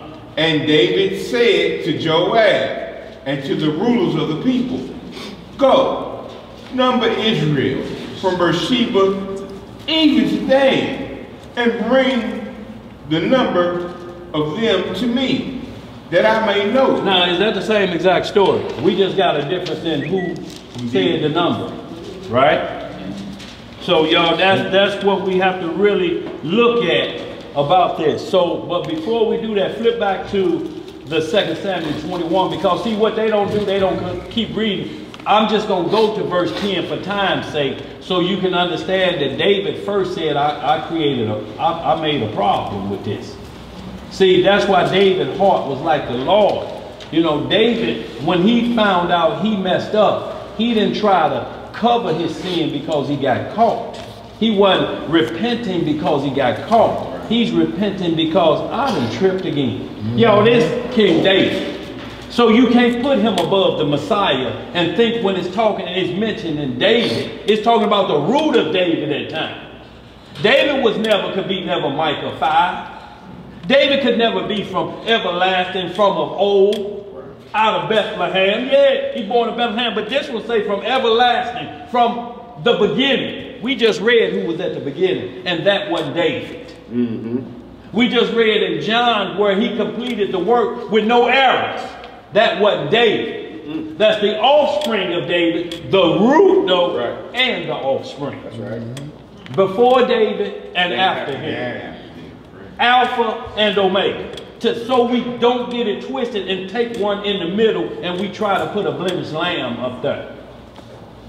Where we at? Read that. Oh, we good right there? Verse 10 of that 2 Samuel 24 that 2 Samuel 24 verse 10. Just hit that.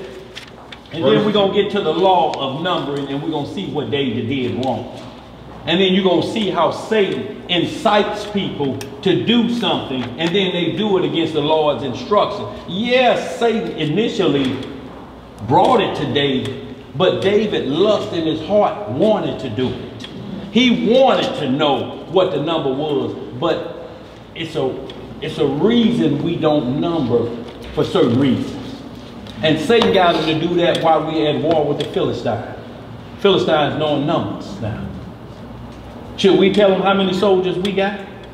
Should you ever tell anybody that? No. What does it say, verse 10? Verse 10. And David's heart smote him after that he had numbered the people.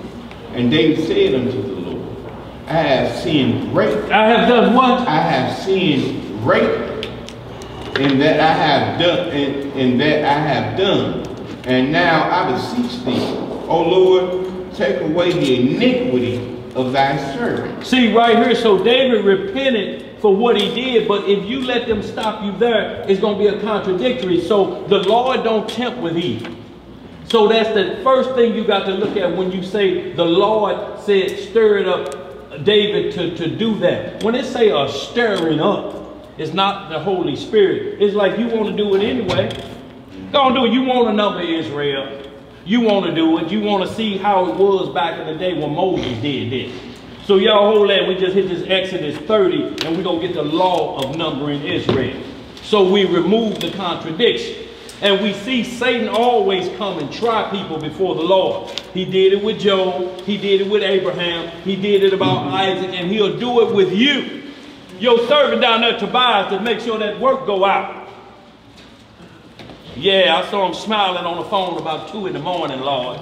Can I get at it? Who you talking about? No, he was breaking off scripts at that time. Well, we'll see. Can I get at it? And the Lord will give him permission to get at you, not trying you with evil, but trying your faith, because the Lord is confident that you won't fall.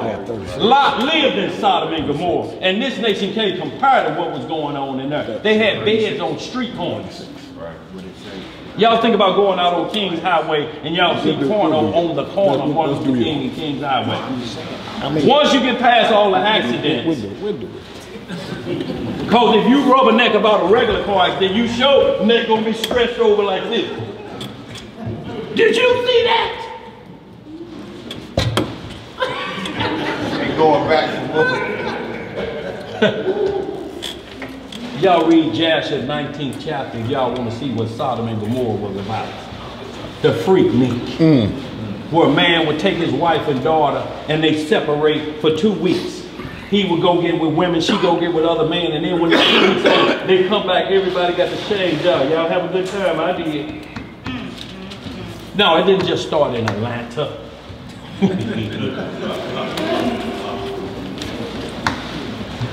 Exodus 30 and 12, y'all. We got a couple more, y'all, on this next one, and we're going to get on out of here. Bro. 22. Start at 11. Exodus 30 and 11. Who got it? Book of Exodus, chapter 30, verse 11. What it say? And the Lord spake unto Hold on, Moses. how many pages flip?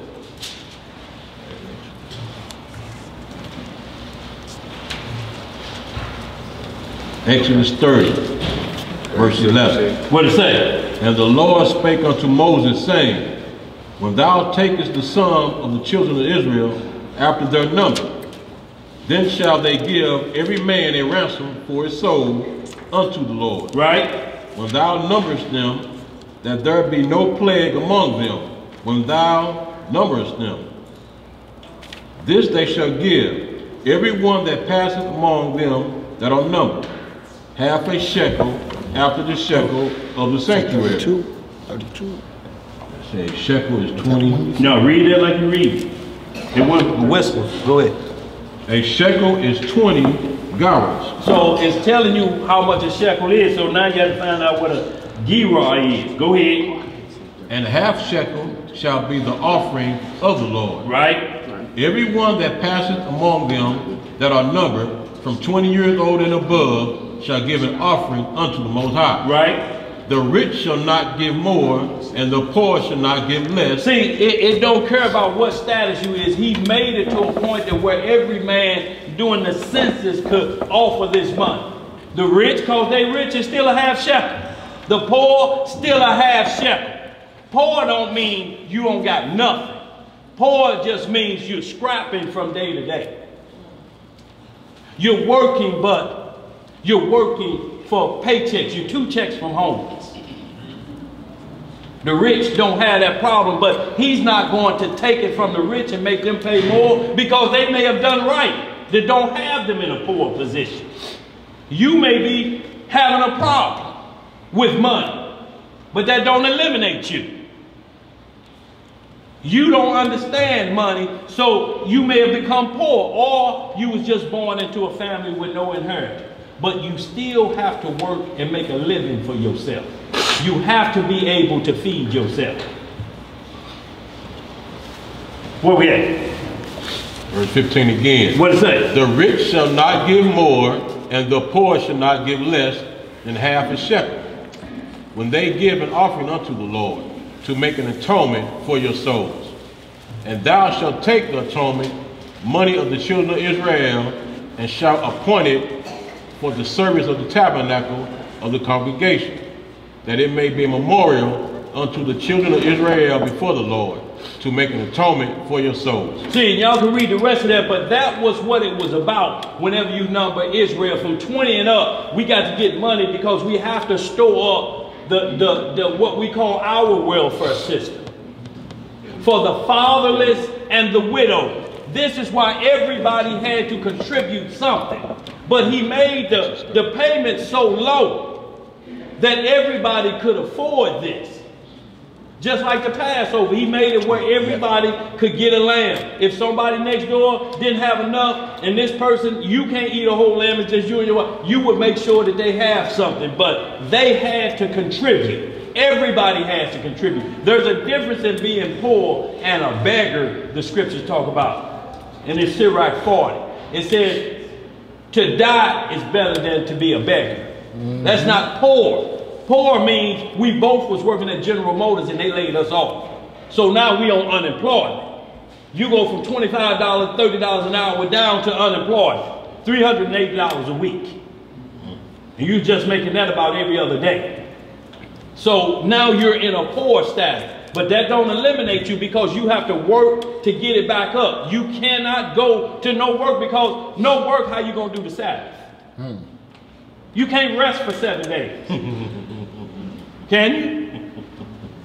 How you going to rest from resting? I'm talking about I'm really holding. The rules of the Sabbath, 6 days thou should work. On the 7th day you rest. If ain't no work, you ain't resting. So you can't become a beggar that it speaks of. Because it say you're going to go house to house. You're going to live from house to house. Because you've accepted, I'm not going to work. I don't have a plan for this. I'm going to beg my way through this. And you know it when a grown man asks you for $2, you know he's not poor. He's a beggar. $2 ain't going to do nothing for a grown man. $2 $2 won't do nothing for them shorties back there. They can't even get 2 Chico sticks with $2. So you have to understand why this number count was there. It's so a man makes sure the poor you have with you always. We always gonna have the poor so we don't forget how to give. Until the Messiah come back, then it ain't gonna be no poor. But begging is something different. And I'm not saying just look at the people with a blind eye that's on the street corner, you know, they got a sign out there. But if they say we'll work for food, call them on it. Tell them, look, bro, I got these leaves and look at here. What you think about that? How many bags of leaves for that pot? You don't want the back of the truck. That's what the sign say. Huh? But even in Proverbs, it tells you, a thief can't steal unless it's to satisfy his soul. Yeah, don't break him up. See, it's not saying he can get away with stealing, but if you're about to die, you have to, if you see an apple in somebody's backyard and you grab it and bite it, you just can't put apples in your pocket. You have to satisfy that hunger so you can move on. But it says when you get on your feet, you got to bring back 7 apples. So that you're not getting comfortable within somebody's yard. When we planted vineyards, you had to leave this much portion of border for the homeless or hungry. You had to leave that part so that they can eat. But they couldn't come in here. That's when the disciples was going through the corn and they was plucking the corn. They were hungry and they was eating it as they was going. It wasn't stealing. They wasn't putting it in their bag. But the Pharisees said, they breaking the law. They eating on the side. He's like, look, man, we working. Working people have to eat. So y'all, that's what not makes that a contradictory, what we was talking about, that numbering process. Whoever pointed to that don't know the numbering and don't know the law of it. So it becomes a contradictory to them and they don't know the way of God, that he allows Satan to challenge you. David knew these rules. He knew how he was supposed to get. What y'all reading there about him gathering the shekels from 20 and up? Did y'all read that? And all of that Samuel, did David do that when he sent his boys out to do what he's supposed to do? He said, I'm singing. I'm tripping. I'm trying to number Israel because I'm at war with the Philistines. They putting their battle on the race. Let's get our people out there. Let's show them what this scrap is about. But it ain't about the numbers, y'all, because ain't nothing we can do with these world powers. What you gonna do with them 9mm and 45s you got at home and they got nuclear warheads? What you gonna do? Look, and if they attack on January the 2nd, we through. We just shot them all up New Year's Eve, January the 1st then. December the 31st, you done unloaded all you had. It sounds like Beirut around here. If the Klan kick in on January the 1st, you through. All you can do is throw your pistol at it. So we're gonna, that's the only one. This other one, y'all, we're gonna get right to it on who killed Goliath, and y'all, we're gonna call it a day. Psalms 36 is the closing psalm for y'all taking notes. First, y'all, we got to do something because it's very important in the language of how we understand what's pointed to as a contradiction. David is 2 separate ages in these scriptures, right? So how old was David when he killed Goliath? They say he was a little boy, 14, 15 years old, right? So when they point to it, they point to David being a grown man. Stories ain't matching up like how we just matched up both of them. They're 2 different time periods. You got one, a little boy, and you got the other one, a grown man. So either the Bible is contradicting itself, or we way out of line with understanding what appears to be a contradiction by gainsayers. We sit back like this, point out another. When you get through, because they don't know the rules of the Bible. They're counting on you not knowing to join them in the gainsaying religion. Where we at? Let's get these last 2, y'all. 1 Samuel 17:42. And then we're going to get right to the 2 in question so that we're able to defend this word of the Most High. Tell me where you're going so I can type them out. 1 Samuel 17:42. I thought you said 177. I'm like, what book is that? 1 Samuel. Well, you say you need a hearing aid with them glasses.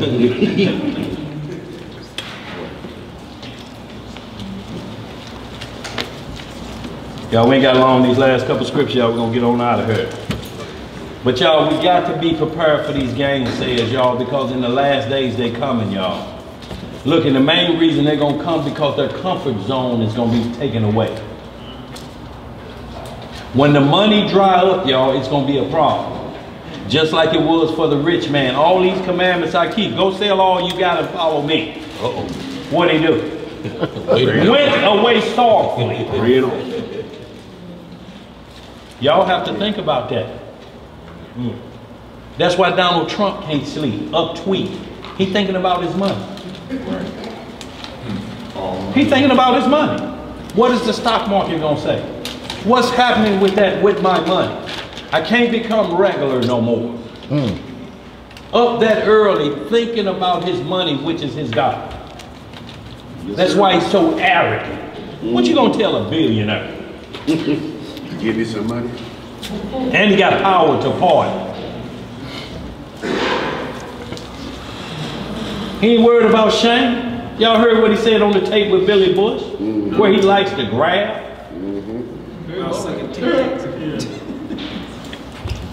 Where we at? Let's read this. 2 Samuel. 1 Samuel 17:42. Let's get it, y'all. We're in the book of 1 Samuel, chapter 17, starting at verse 42. That's right. And it reads, "And when the Philistine looked about and saw David, he disdained him, for he was but a youth, and ruddy, and of a fair countenance." So David was a youngster, suave looking little youngster, smooth about the skin, stout, about 14, 15 years old, but a youth. Go ahead. "And the Philistine said unto David, Am I a dog, that thou comest to me with staves? And the Philistine cursed David by his gods. And the Philistine said to David, Come to me, and I will give thy flesh unto the fowls of the air, and the beast of the field." And to the beast of the field. "And to the beast of the field. Then said David to the Philistine, Thou comest to me with a sword, and with a spear, and with a shield, but I come to thee in the name of the Most High of hosts, the Elohim of the armies of Israel, whom thou hast defied." So you see how David answered him right back.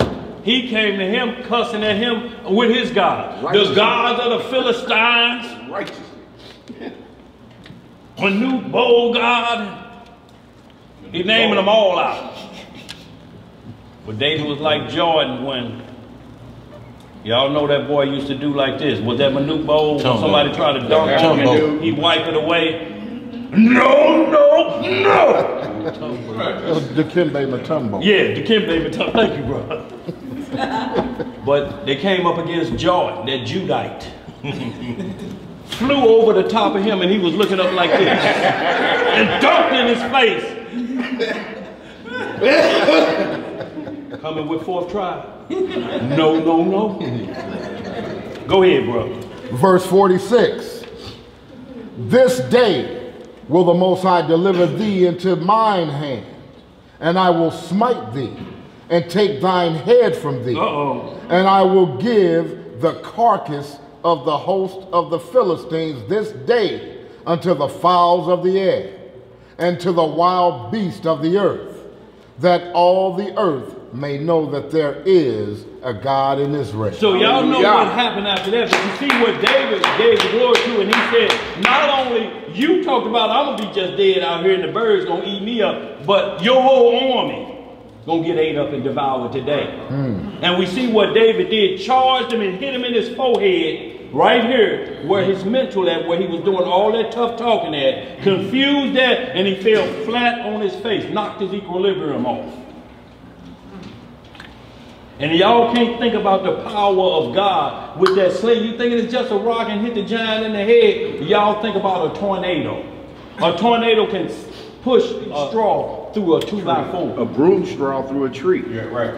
That's the power of a tornado. The force and wind power would send a straw through a 2x4. And you're looking at this and they're looking at this. What kind of wind and power is this?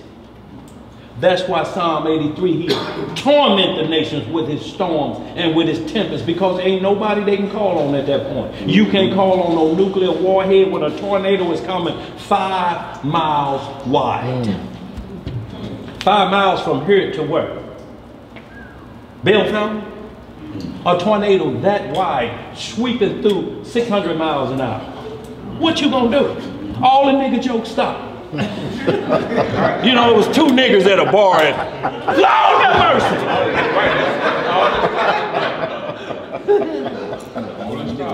All this stuff. So we just want to get that so y'all can see that David was a youngster at this time.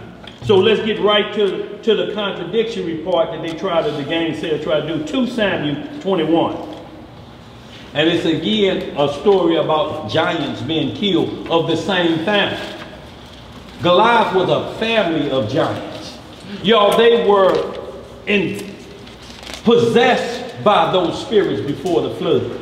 All of them had 6 fingers on every hand and 6 toes on every foot. That was common. I'm not talking about how we grew up with people in the projects and they had a little nub right there. He got 6 fingers. No, I know that's a nub. I'm talking about 6 of these. And 6 of them on their toes. So when you look at this time, you're like, wait a minute. I'm counting 12. Yep. I had a cousin, they called their brother 12 finger. Get away from me, 12 finger. 12 fingers. 2 Samuel 21:19. Let's get that. Y'all, we got one more. We're going to get on out of here. 21:19. Second change. Let me get caught up. Y'all, we have to do these things, y'all, so that we able to represent the name of our Father. Y'all, this is name, y'all, we got to be ready. How somebody going to tell you that's impure? How somebody going to show you contradictory in here? We just read what a naysayer was. A contradictory artist, rebellious, denying the faith. That's who's coming in these last days, y'all, and it's going to come hot and heavy. It's going to come every angle and going to try to pound you out to make you lose your faith so it'd be easier for the Antichrist. Look, you have believe it anyway. Come on and join up with us. Take the mark. Look at them babies, they hungry. They ain't eaten in 3 days. Come on and take the mark. Let's read. Y'all, these last 2 we're going to get on out of here. Go ahead, where we at? 2 Samuel 21:15. 19. Yeah. 21:19. And there was again a battle in Gold with the Philistines, where Elhanan, right there, the son of Jahar, Oregon, a Bethlehemite, slew the brother of Goliath. Slew who? Slew the brother of Goliath. So now they're looking at this, but this is plain English. Slew the brother of Goliath. But as we're going to get down, they're pointing to the last verse. But we're going to keep on reading. Go ahead. A Bethlehemite who slew the brother of Goliath, the Gittite, the staff of whose spear was like a weaver's beam. And y'all understand what we talk about. Y'all got a regular bow and arrow. Y'all know the arrow part is about that wide and it comes to a point. It says his spear, the tip of his spear was like a weaver's beam. A weaver, you know, it's twice the size. It's about the size of that. So if he throw his spear at you, it's going to basically cut you in half. A weaver's beam, so it's wide. That's how wide the tip of his spear was. You know, or his sword when he come at you. Go ahead. 20. And there was yet a battle in Gath, where was a man of great stature that had on every hand 6 fingers. How many fingers? 6 fingers. And on every foot 6 toes. 4 and 20 in number. 4 and 20. What's 4 and 20? What's 4 plus 20? 24. Go ahead. And he also was born to the giant. And when he defiled Israel, Jonathan, the son of Shemaiah,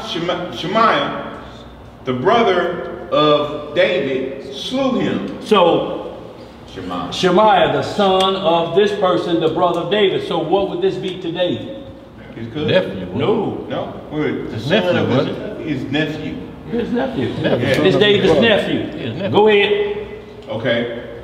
And, 21 again. And when he defiled Israel, Jonathan, the son of Shemaiah, the brother of David, slew him. 22. These four were born to the giant in Gad, and fell by the hand of David and the hand of his servant. So, see, they point to this one verse. They say he fell by the hand of David. So he's saying which one killed. But when you're talking about the house of David, that's the house of David. That's why I told you it's David's nephew. It's still the house of David. Or we not the house of David. Right. Yeah. So you have to understand when he's talking about is his lineage. This is on down the line. This is nephew. And up before is the other brother here in verse 19, Elidam. He did some killing, but these are the offspring of David. It's what they kept calling the Messiah. Thou son of who? David. How long did the distance between David and the Messiah? That's 14 generations. 14 generations from David to Abraham. There's 14 generations and they call it the Messiah, the son of David. Now, did David live 14 generations? A generation is either 40 years, the lifespan, or when a man should know which direction he going, or it's the lifespan, 70 years. So 14 times 70, whatever you coming up with that number, David didn't live that long. The way the record reads, David died at 70 years old. When you read the numbers on how long he reigned in Hebron and before he got there, 70 years old. So we know when the Messiah is called thou son of David, it's just talking about the offspring of David, but he's the root and the offspring of David. Yeah. So you have to understand, if they don't do, you have to point this out to them. This is the offsprings of David, the house of David. Because when in this war, as you continue on, you'll see David was fighting with some more of them Hamite giants. And it say he started to grow faint. This wasn't a young David at this point. This was an older David. That his bobbing and weaving wasn't the same when he was a young boy, when the spirit was completely over him, because he wasn't sinning like he was when he was an adult. His flesh wasn't breaking down. He's a young man full of fire and spirit when he took Goliath. He killed a bear and a lion before he killed Goliath. A bear grabbed his father's sheep. He went to the bear, stole him and snatched the bear up, twisted a lion's mouth sideways. Now he can't chew. Broke his jaw this way. When he was 14 or 15. So when he looked at Goliath, he's like, this easy work. But when David is fighting his second war with a giant of the seeds of Goliath, or the household, it's a whole household of them giants. It said David started getting weak. Don't mean they was getting the best of him, but he wasn't sharp as he was. That catching his second wind wasn't the same like it is when you're a youngster and you can play 30 games of basketball. But 2 games right now have you on the side. Call my mama. Y'all see my Gatorade over? Somebody get my Gatorade. That's what I was going to say, that even Jordan had to retire. So they had to grab David. The younger soldiers said, David, get back. And then they took over and they handled all of them. They say we can't allow the light of Israel to go out. If they'd killed David, no Messiah. So that's why we have to be one body and watch each other's back. See, I just turned 57. What I look like out there scrapping with a youngster? I still can move and get out the way. But a body shot, them youngsters say, and wind break. You be like, oh, then you get back and youngster hit you with hard body shots. I mean, that's bang up, you know. But I can't get hit with another one of them. Let the youngsters get up in there. Trying not to pull that pistol out. Y'all get on up in there. Look, I got to stay back and get some direction. No, duck that! And you know what? You can't call on Big Brother like you used to either. Right. Big Brother needs help too now. Right. Yes, sir. Say, Nerf, you ain't stepping in. Get back. All right, y'all, so we see that, and we see that his son. Now, let's go to 1 Chronicles 25 through 8, and this is where they were saying the contradictory was before we found out this was David's nephew and his other brother's son. In verse 19, a Bethlehemite. It was just another brother from Bethlehem. You said living in that ring. Yeah, we're going to 1 Chronicles 25 and 8. And this is the second part of this so-called contradictory for those who not knowing the understanding of these scriptures and when events are taking place.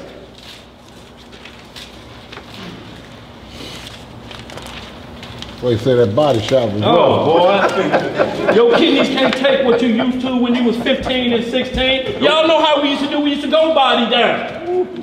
In the project, you know, you going body, they going body. You knew it wasn't a fight because they going body down. Ain't nobody going heads up. Now when they say heads up, it's gonna turn into a fight. All right, right. But body down, you getting it in, and you hold, you let him get it in. I can't do that now.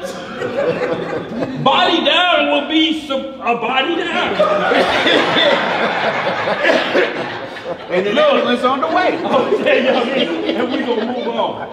Nerve, my brother, and the dude named Christy in the project was a known, he was the Eddie Haskell in the project. Y'all know Eddie Haskell from Leave It a Beat. Yeah. You be in line at school waiting to go in, he run past, hit you in the stomach, and keep on running. His teeth always bled. He had some kind of pyrrhea in his gums or something. He'd be smiling, teeth be blood in his head. But Nerf was riding his bike. And as soon as Nerf rolled by, he jumped from behind and stole him in the side. They got off, they going body down. But my mama was coming home from work in a cab. And she saw it when it was Christy's turn and Nerf was in defense. He worked him over.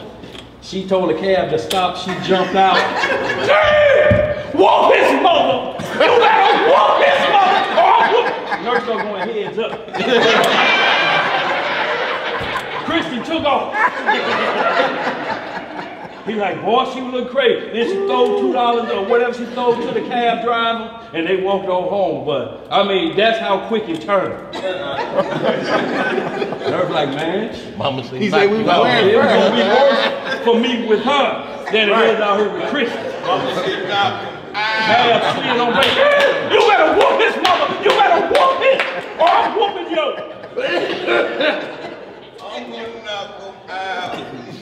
But not today, y'all. 1 Chronicles 25:8, y'all. We're gonna get on out of here.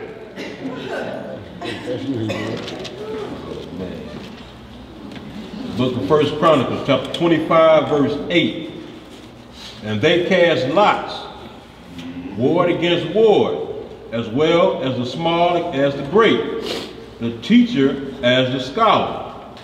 Now the first lot came forth by Asa to Joseph, the second to Gedaliah,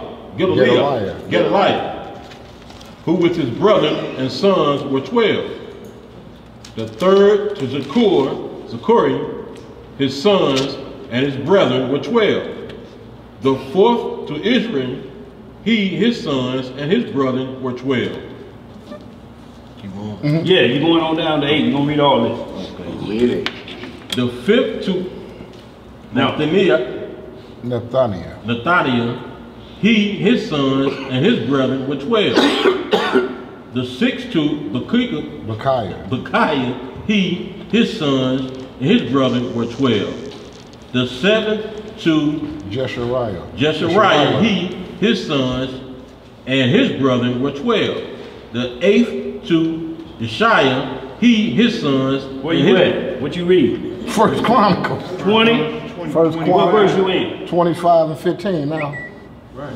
That's what you said, 25 and 8? No, 1 Chronicles 25 through 8.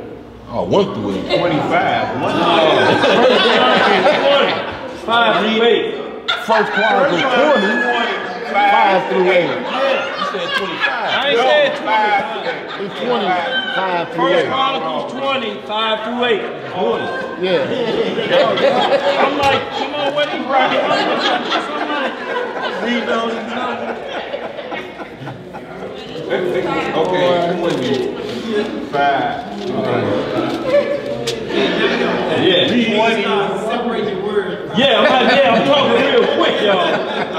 No, that's that Starkville, Mississippi will leap out of here every now and then. Okay, we got 1 Chronicles chapter 20, verse 5. Yeah. Okay. Now this gonna match up with y'all, that's 2 Samuel 21. Okay. And then again, y'all, we're gonna see the same thing of who killed Goliath. And the question ain't, did David do it or did this boys do it? If you don't know, the offspring of David did. It's his offspring. When you hear about Esau killing, Esau been dead 100 years, it's talking about his offspring. When you read the book of Obadiah, you think it's talking about the original Esau? It's talking about all his offspring. The book of Obadiah is a future prophecy. Edom. It's telling you his remnants left of him from the original father. Given the land of Mount Seir in Genesis 36 chapter, got 12 or 13 tribes. The Dukes and the Temans. And today you look up Duke in any dictionary of British European royalty. Trading places. There's always been a Duke on the stock exchange. The Duke of Earl, the Duke of Edinburgh. They tell you who they are right to your face, but we don't see it. But on Judgment Day, you're going to be showed. You were so busy laughing at trading places, you didn't even hear them calling themselves Esau. You think a duke would ever let a nigger sit on our board? No, I didn't think so. Right.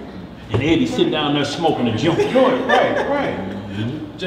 But they telling you who they are. If you look at that dictionary right now, Duke, Teeman of British European royalty. The Dukes. Got some rough parts of them too, some trailer trash, the Dukes of Hazzard. But the same ones. Same ones. Where we at? Let's get there. 1 Chronicles chapter 20, verse 5. And there was war again with the Philistines. And Elhanan, the son of Jahar, slew Lamih. Go ahead. Slew Lamih, the brother of Goliath, the Gittite, whose spear staff was like a weaver's beam. And yet again, there was war in Gath. Where was a man of great stature, whose fingers and toes were 4 and 20, 6 on each hand and 6 on each foot. So ain't that saying the same thing? We read the same exact story. Right. Same count. Go ahead. And he also was the son of the giant. But when he defiled Israel, Jonathan, the son of Shemaiah, David's brother, slew him. These were born unto the giant in Gath, and they fell by the hand of David and by the hand of his servants. That's it, bro. So we dropped off line. Look at that camera. I think we dropped off line. I got it now. Okay. So that's it. So y'all see again, y'all, what we're looking at is understanding what the scripture is saying about numbering and who killed who. If they let you, if you let them point to one scripture, the rule is everything must be established by what? 2 witnesses. They gave you 2 witnesses, but they didn't understand the process of what was taking place here and the root and the offspring. When you get into Ezekiel 34 and you get into Ezekiel 37, it's one gonna call David a prince, the other one gonna call David a king. Is this talking about the same David? No, when you get into the one that calls him a king, you're going to understand that's talking about the Messiah. And when you get to the one you're going to see about the prince, you're going to understand that's talking about the King David, who will be prince in Israel. But Yahushua, Yehoshua, Yeshua, the captain of the host, the mighty redeemer, is going to be above David, right there. And David going to tell you, this is who I was foreshadowing. This is who it was about. But I'm not him. David committed many transgressions. We read a couple of them in here. Y'all know what he did with Bathsheba. And it's just some of them. The rest of the acts of David are written in the book of Nathan. Who got the book of Nathan? Who got the book of Edo? Or not the rest of the acts of David written in the book of Edo? Those books probably got David's description down to the left. And he had an afro. With a wooden pick comb stuck in the back of it. And his skin was as the skin of dark colored man. And because you're reading how it talk about Solomon, those books, they ain't gonna never let us get a hold of them. But it's enough in here to let us know if we don't get them books, this 66 include everything. So y'all, that's all I wanted to hit on. Y'all look at that, while I was talking about David, that I think it's 2 Samuel 21 and 15, where David grew faint. You know, and he started getting tired when he was handling that sword. And the youngsters had to get him back. You know, because it's times that the kings would go out and they would represent. They would see our king, the other nation. David come out, cut a few heads off, and they move him back. David should have been out there when he saw Bathsheba. That was the time he should have been out to war. But he laid back, chilling and walking out on that balcony. Uh-oh! What do we have here? Who is that? And immediately he was told, bring her to me. That's the wife of Uriah, your top soldier. The Hittite who's loyal to you from the nation of them Hamites, killing his own for you. That's his right now. Making your name known. He's like, yeah. What was in David's heart? But that's a Hittite. What he doing with that Hebrew beast? Yep. Don't know what was in David's mind, but he say sin for. But when they said it's the wife of Uriah, it should have been cut off. He should have been like, oh, get my chariot and let me catch up with them at the wall. It's the same thing when a lady in the grocery store, you married? When Slick Willie move up, hey baby, you married? Yes, I'm married. The conversation should stop there. Happy. But are you happy? What does that mean? What the hell does that mean, but are you happy? It can only mean one thing, sexually. What else is he talking about?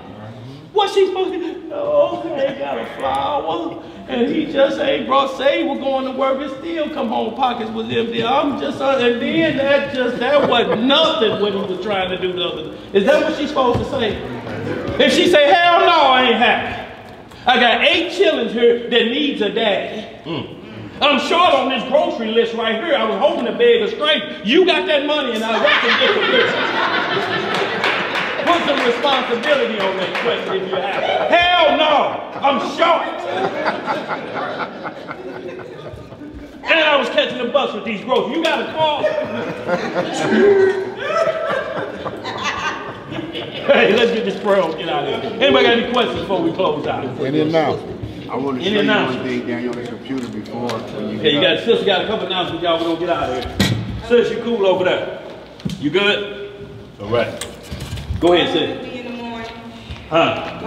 Garden duties in the morning, y'all. We got the, if it ain't dropped down to 30 degrees, y'all, we got the community garden on Goodfellow between Terry and Roosevelt. If y'all want to go up there and show a few of y'all skills, how y'all then grow potatoes or tomatoes in your backyard, come on up there and see what you got. We actually need all hands on deck because we're getting 2 more beds installed. No, that's the 6th. Oh, the 6th, I'm sorry. Okay, on the 6th, 2 more beds. Yeah, so the next 2 weeks we'll be in the garden. This week ending, and then the following week will be the 6th.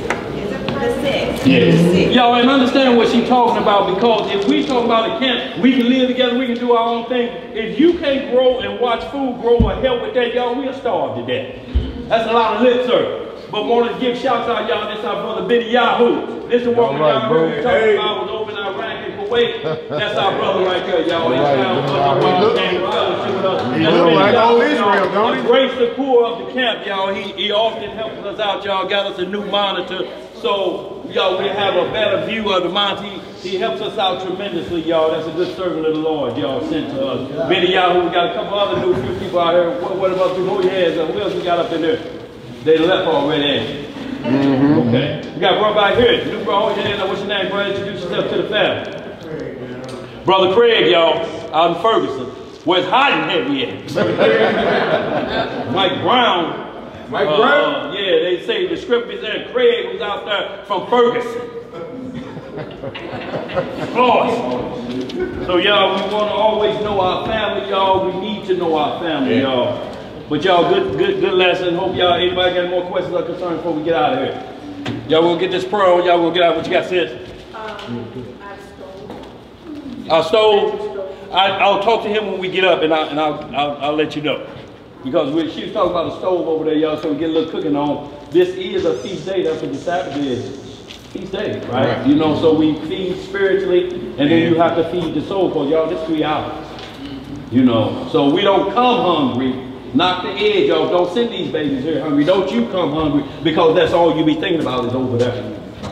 You know, so knock the edge off, and this will knock the rest of the edge off till, you know, we head on back home. That's what Scripture says. You got houses to eat in. Don't just come to class to eat, y'all, but we want to be prepared because it's a long class. Children get a little restless. We got elders that may have a little sickness, a little something, they have to eat too. So we have to be prepared for this feast, y'all. But with that, y'all, we're going to close on out. We're going to get to Psalm. Y'all know how we do it. We had the prayer instructions at the beginning. Turn toward Holy Jerusalem, y'all. Y'all, let's keep the commandments and live. Or die trying. All right, we'll get this closing prayer with the Most High's permission. In the name of his only begotten Son, our Lord and Savior, Yahweh Shah HaMashiach, locally known as Jesus the Christ. Long live the King. Long live the King. Reading from the book of Psalms, the 36th chapter, and it reads as follows.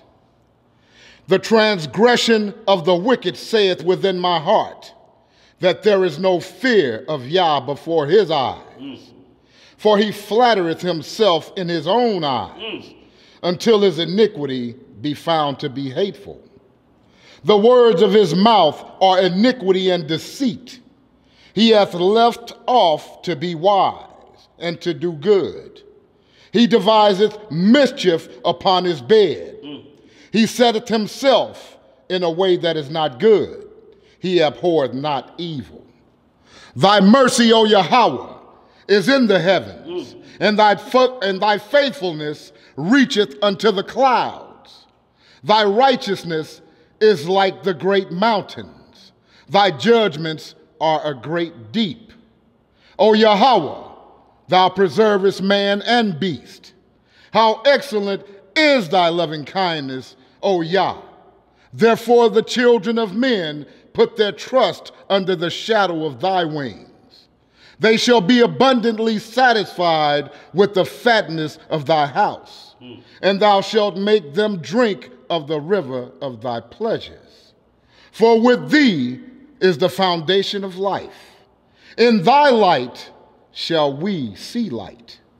O continue thy loving kindness unto them that know thee, and thy righteousness to the upright in heart.